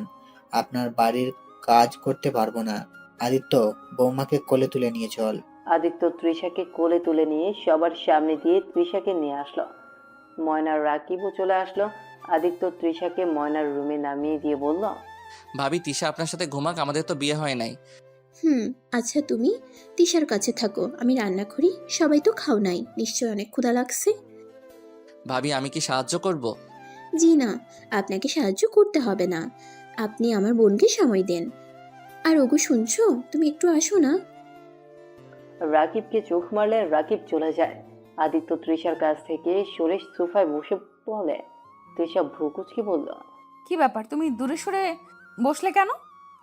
আমাদের এখনো বিয়ে হয় নাই, এখন তোমার কাছে যাওয়া ঠিক হবে না। বিয়ে হয় নাই, বিয়ে হবে তো নাকি? জান পাখি, কাছে আসো না একটু, তোমার ঠোঁটগুলো একটু টেস্ট করে দেখি কেমন লাগে। আদিত্য অবাক চোখে তৃষার দিকে তাকিয়ে ঠোক গিলে বলল, এই তুমি এত লুচ্ছি কেন?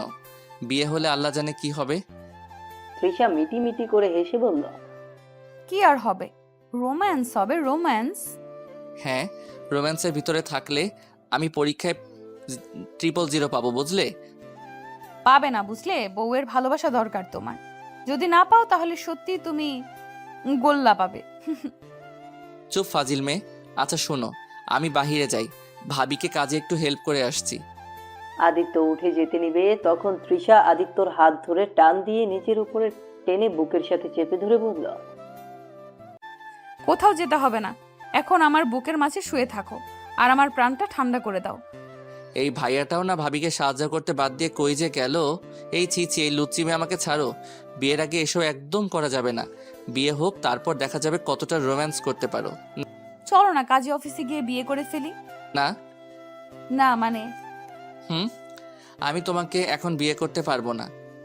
তৃষা রেগে গিয়ে আদিত্যের কলার ধরে বলল, বিয়ে যখন করবি না তাহলে আমাকে বাঁচালি কেন? আর আমাকে কেন এখানে নিয়ে আসলি? আরে শান্ত হও। কি শান্ত হব? হ্যাঁ, তুই কি বলছিস? তোর মাথা ঠিক আছে? উফ জান, আমার কথাটা বোঝো তো আগে। কি বুঝবো? হ্যাঁ, আদিত্য তৃষাকে শান্ত করে খাটের উপরে বসিয়ে দিয়ে বলল, বিয়ে করবো তো, কিন্তু এখন না। যে পর্যন্ত তোমার আব্বু না আমাদের বিয়ে দেয়, যেদিন ইনি আমাদের বিয়ে দিবে সেদিন আমরা বিয়ে করব। তোমার মাথা সত্যিই গেছে মনে হয়। আমাদের বিয়ে আব্বু দিবে? কোনোদিন না। আব্বুর অপেক্ষা করলে আমাদের বিয়ে কোনোদিন দিবে না। না দিলে বিয়ে করব না, সিম্পল ব্যাপার। ফাজলামি করো। আমি তোমার সাথে কোনোদিন ঘুমাতে পারবো না। তোমার বুকে মাথা দিয়ে শান্তিতে ঘুমাতে পারবো না নাকি? জানি না, ওই ভাবি আসছে, আমাকে ছাড়ো। আদিত্য সোফায় বসে পড়ল। ময়না খাবার নিয়ে এসেছেন। চারজন বসে খেতে লাগলো। আদিত্যের দিকে তাকিয়ে ময়না বলল, কি আদিত্য, তুমি এভাবে নিজেই খাচ্ছ কেন? তোমার ভাইয়ার মতো তুমি আমার বোনকে খাওয়াই দাও। ভাবি আপনার দেবর পুরো আনরোম্যান্টিক। মোটেও না, আছেন, আমি খাওয়াই দেই। আদিত্য তৃষার খাবারের প্লেট নিয়ে খাওয়াই দিতে লাগলো।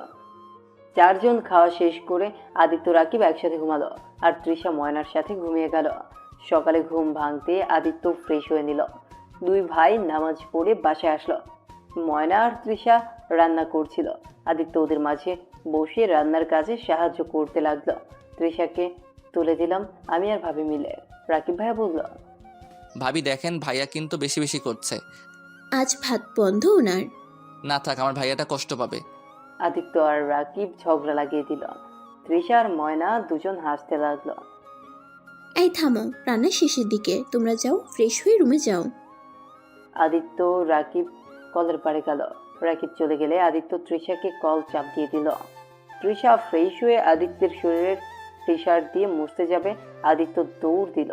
তৃষা আদিত্যের সাথে দৌড়াতে দৌড়াতে বলল, আমার টি শার্ট দিয়ে আমি মুছতে দিব না, তোয়ালে আছে ওইটা দিয়ে মুছো।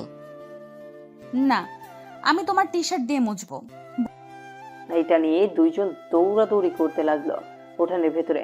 হঠাৎ করে গেটের ভেতরে কেউ আসতে আদিত্য খেলো ধাক্কা। আদিত্যর সাথে সাথে দাঁড়িয়ে যায়। তৃষা আদিত্যের টি শার্ট দিয়ে মুছতে মুছতে বলল, বলছি না তোমার টি শার্ট দিয়ে মুছবো? নাও, এখন কি করবে? কথাটা তৃষার সামনের দিকে তাকাতেই দেখে ওর বাবা মা, আদিত্যের ভাই ভাবি, আদিত্যের আব্বু এসেছেন। তোমরা এখানে কেন এসেছো? তিশা ভিতরে যাও। না। ভেতর থেকে ময়না ওদের দুজনকে ডাক দিতে লাগলো। ভাবি আসছি। আদিত্য, ভাবি ডাকে, চলো। আদিত্য, তিশা, বাসায় চল। না, আমার স্বামীকে মেনে না নিলে আমি যাব না। আমি তোদের মেনে নিয়েছি। কাহিনী কি? এত সহজে মেনে নিলে মানে? মানে চাচ্চু, বুঝলাম না। আদিত্য, কিরে, আসছিস না কেন? আর রাকিব সামনের দিকে তাকাতেই ওদের দেখতে পেয়ে বলল, স্যার আপনি এখানে? ভেতরে আসেন স্যার। আদিত্য, স্যারকে দাঁড় করিয়ে রাখছিস কেন? আব্বু, ভাইয়া, ভাবি, চাচ্ছু, তোমরা ভিতরে আসো। এরপর সবাই আদিত্যের সাথে যেতে লাগলো। আদিত্য ওদের বসতে দিল। তোমাদের এই গরিবের বাড়িতে আসতে কোনো অসুবিধা হয় নাই তো? অনেক কথা ফুটছে তোর, এত বড় বড় কথা কিভাবে বলিস? হা হা, সারা জীবন কি একই থাকবো নাকি? যাই হোক ভাইয়া ভাবি, তোমাদের একটা সত্যি বলার আছে। কি সত্যি? ভাইয়া, আমি অনাথ না। এই যে লোকটাকে দেখছো, উনি আমার জন্মদাতা পিতা, আর উনি আমার ভাবি আর ভাইয়া। কি, তাহলে সেদিন আত্মহত্যা করতে নিয়েছিলি কেন? আর স্যার না আপনার শরীরে কিসের আঘাত ছিল ওইগুলো? আপনি তো বলেছিলেন আপনার মালিক এমন করেছে। হা হা হা, ভাইয়া আমি তোমার ভাই, আমাকে তুমি আপনি বলো না। সেই দিন কাহিনী আর মনে করতে চাই না ভাইয়া, আর আমাকে ক্ষমা করে দাও। তোমাদের সবাইকে মিথ্যা বলছি। শেষ মেস তুইও আমাদের সাথে মিথ্যা বললি? আমাকে ক্ষমা করে দাও ভাইয়া। সেদিন কি বলতাম ভাইয়া? এই যে আমার আব্বু আমাকে এভাবে মেরেছে, সেদিন কি বলতাম? নিজের ভাবি যাকে বড় বোনের মতো ভালোবাসতাম সেই মানুষটা আমাকে মিথ্যা ধর্ষণের অভিযোগে বাড়িছাড়া করছিল। আর কি বলতে ভাইয়া, এই যে আমাকে জন্ম দিতে গিয়ে আমার আম্মু মারা যাওয়াতে আমাকে খুনি হিসেবে আমার বাবা প্রতিনিয়ত আমার উপরে অত্যাচার করত। বলো ভাইয়া, এই থেকে নিজেকে অনাথ পরিচয় দিয়ে কি আমি ভুল করছি? সবাই চুপ হয়ে গেল আদিত্যের কথা শুনে। আদিত্যের আব্বু আদিত্যের হাত ধরে বলে, আমি জানি আমি ক্ষমার যোগ্য না, তারপর তোর কাছে হাত জোর করে বলছি, আমাকে ক্ষমা করে দে বাপ। আদিত্য, আমার মনে হয় উনি ওনার ভুল বুঝতে পারছে, আর প্রতিটা মানুষকে দ্বিতীয়বার সুযোগ দেওয়া উচিত। হ্যাঁ আদিত্য, ক্ষমা করে দাও। আবার তোমরা সবাই এক হয়ে যাও, অতীত ভুলে সবকিছু নতুন করে শুরু করে নাও। হ্যাঁ, সব ভুলে যেতে পারি যদি আপনি আমার সাথে আমার ভাই আর ভাবিকেও গ্রহণ করে নেন। আরে এইটা আবার বলতে হবে নাকি? আজ থেকে আমার 3টা ছেলে 3টা মেয়ে, আজ থেকে সবাই একসাথে থাকবো। আদিত্য খুশি হয়ে ওর আব্বুকে জড়িয়ে ধরে আদিত্যের আব্বু রাফিকে আর রাকিবকে ডাকলে ওরা দুইজন জড়িয়ে ধরে। তারপর সবাই মিল হয়ে গেলে আদিত্য আর তৃষাকে বিয়ে দিয়ে দেয়। এখন ওরা সবাই মিলে একসাথে সুখে সংসার শুরু করেছে।